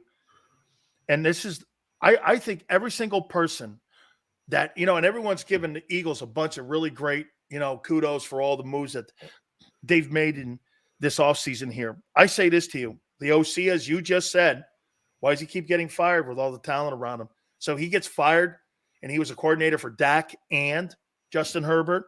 Okay, all right. The DC fired in Denver. And as far as I'm concerned, Brian Johnson schooled him earlier in the year last year. And that was one of the easier games with Vic Fangio. So he's kind of on a prove it. Then you got Barkley. People say this to me. Well, Dan, the Giants suck. Okay, I'll go there. Philly Godfather, Giants suck. Okay? You have to prove to me, now with all this talent you're around, that the Giants did suck and that you're going to be better. I made the comparison. Hassan Reddick proved it. Carolina and Arizona got rid of him, walked away from him, and he has 27 sacks in the last 2 years. Yeah. He's proven they were wrong. Here's a guy that's gained 700 yards, can't stay healthy, and everyone goes, Dan, it's the Giants. Okay, well, prove it to me that it was the Giants. Yeah. I throw this at you. Devin White. Shit, Jason Light threw some shade on him today with the fact that Levante David, who just got a contract extension, he goes, here's a guy that you can count on and is always here, unlike others. I mean, he didn't really name it, but he was talking Devin White walking out the building. And here's Devin White on a 1-year prove-it deal. You got Gardner Johnson, who hasn't stayed healthy in the last 2 years. Was that a blip on the screen? I don't think so. I'm with you. I like the move. I like him. Kenny Pickett, small hands Pickett. All right. I mean, how about Merrill Reese saying they thought that he went with Pickett because they didn't want to bring Fields in because they didn't want to rattle the cages just in case Justin Fields looked better. And I'm like, wow. What a nightmare that would be. Holy cow, can you imagine? And the kid Huff hasn't proven shit that he could play 3 downs. The Jets never. My point is, all these moves, there's so many question marks on every one of these moves. Like, they didn't sign somebody, Philly Godfather, where you went like this Patrick Queen guy can play. And there ain't no question about Xavier McKinney. We're talking about guys like this.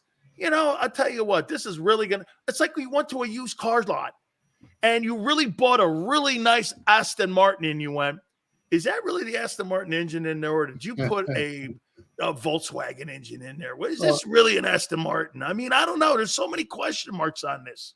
I'm just glad they re-signed Elliott. That was huge. You can't let him go. No. He's worth a couple wins every year. And they re-signed Sweat. So that you know, they did the right thing there. Everything else is a big if. CJ was a good signing. Huff had, 10.5 sacks last season. Doesn't mean he's going to do it again. You lose Reddick, you lose such a huge part of your sack production. And with Devin White, I mean, his numbers have dropped off. His tackles have dropped off 50% from 2020, and his sacks have dropped off like 70% since that season. So he's had a decline every year, each and every year since that, nice little year in 2020. So what are you really getting? You don't know. I mean, there's a lot of ifs. There's a lot of uncertainty. Have the Eagles gotten better? You got to say they got a little better. They got 2 real coordinators. They're trying. The odds reflect a slight upgrade. They went from like 18-1, 19-1 down to 17-1 to win the Super Bowl. So to me, that's the biggest indicator. Did they get a little bit better? Yeah, they got a little bit better, but still, 49ers are ahead of them at plus 550 to win it all. The Lions are ahead of them at 12-1. Them and the Cowboys, basically the same, 17-1 odds, but the Cowboys are still favored to win the NFC East, and they got slightly better numbers to win the conference. And the Cowboys really haven't done much. So it's not much of an upgrade. And when you're going 1-6 down the stretch with a negative 82-point differential in that time span, you got to make some serious moves. You got to get better, not a little bit better, because you weren't that good last season to begin with. And that's the biggest issue for me. Did they get a little bit better? Yeah. But in reality, they were probably like a 9-10 win team. They won so many games. They were so lucky in so many games last season, but they were a true 9 or 10 win team. So if you're still a 9 and 10 win team, you're not going to make any noise next year in the playoffs. I'll leave you with this. With all the wisdom you just gave us, always remember, from the great prophet, Kenny Pickett, everything looks bigger in big and small hands. My friend, thank you so much, my friend. I appreciate it. Make sure you check him out, too. Philly Godfather. You can catch him everywhere across every platform, even right here on JAKIB Sports. Thank you, my friend. Good luck, guys. Have a go. You got it. That's our good friend. That's right, man. Hit the like button. Keep it here, National Football Show. Underdog Fantasy is the easiest place to play fantasy sports, and certainly the easiest when you're watching the NBA. And the NBA playoffs are almost here, and you can win money making picks. What are you waiting for? Sign up on UnderdogFantasy.com and use the promo code WIN. An Underdog will double your first deposit up to $100. That's UnderdogFantasy.com. Use the promo code WIN. Get ready for the NBA and get ready for the NBA playoffs. Go to UnderdogFantasy.com. Use the promo code WIN.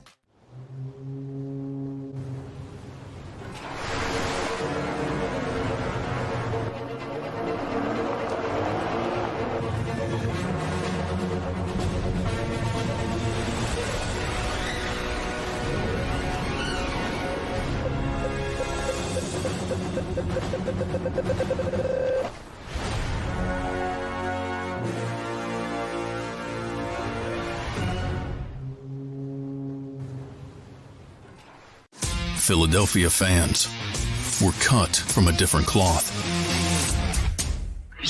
Born into a brotherhood and bonded to our team for life. We believe anything is possible because we've witnessed the impossible. While we may be from different neighborhoods, come Sunday, we are one, and we will be heard. Pondley Hockey, official partner of the Philadelphia Eagles. Hi everybody, my name's Jason Lombardi. I'm an inspector at DryTech. At DryTech we offer 3 major services, the first one being basement waterproofing. The second service we offer is foundation and structural repairs. And then the third service that we offer is mold remediation. If you feel you are having a waterproofing issue, give DryTech a call or check us out online.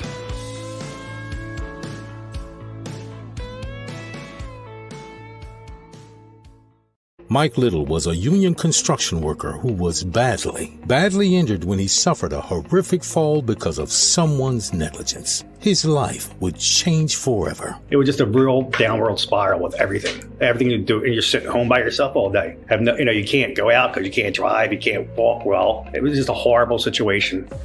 Call Brian Fritz at the Fritz & Beyond Cooley Law Firm at 215-548-2222. EAGLES, Eagles.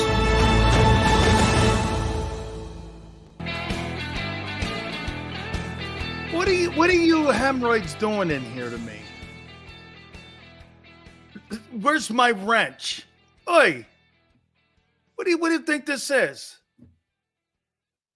Beating people up in South Philly? What's wrong with you people? Swinging wrenches. Oh, Madon, where's my wrench? Really? By the way, I like the tagline. I may be ending my show. The great prophet Kenny Pickett. Everything looks bigger in small hands. I don't know. There's something to that. Maybe somehow I could, because I got these monster hands. Okay, I got these monster hands, man. I mean, they crazy. What do you think of Tyler Smith from Dallas? Oh, are you talking about Tyron? I mean, Tyron. Are you talking Tyron Smith that went to the Jets? Okay, baby gloves Pickett.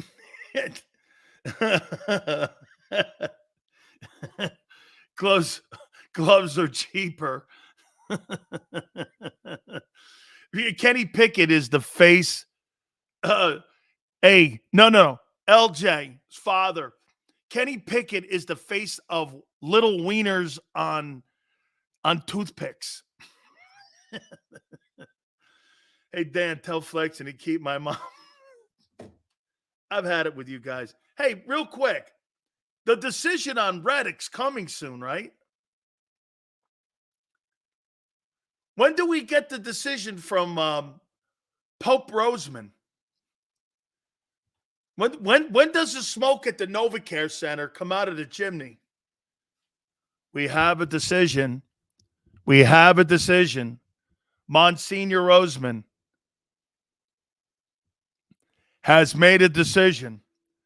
Monsignor Roseman, will he appear? Will he open his office windows and let us know? When will we know about Reddick? Okay, Monsignor Roseman, Cardinal Roseman, and I'll probably get calls on that one too.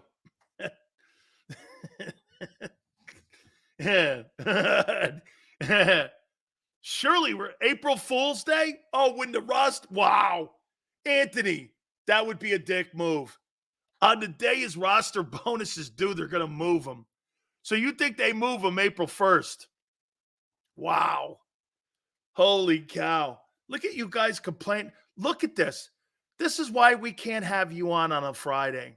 You see this here? You guys are screaming and moaning about wrenches. Oy. It's like children. Barb, you're not in here to help me here. Look at this. Matt's like, where's my wrench?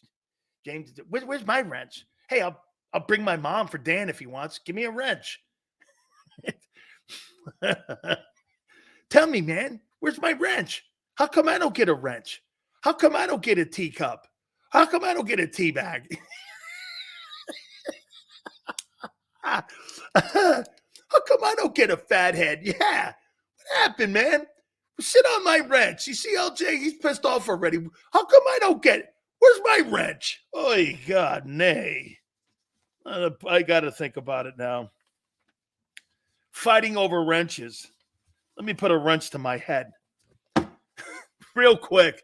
Hey, March Madness, our good friends, JAKIB Sports, and our good friends at Underdog Fantasy, folks. JAKIB Sports is looking for a select 500 folks from our great viewers and subscribers. Do me a favor, please subscribe and log on. Minimum is $10. You missed the super chat today. Was live, Dan. Hey, And we appreciate you guys coming aboard with us here. Do me a favor. They match you all the way from $10 all the way up to $100 with our great friends at Underdog Fantasy. Remember, the promo code is WIN, W-I-N, and we thank you very much. All right. Have a wonderful weekend. God bless every one of you guys. We'll see you 2 to 6. Joe and Big Xander, thank you. And we'll see you Monday, and we'll see you on the flip side.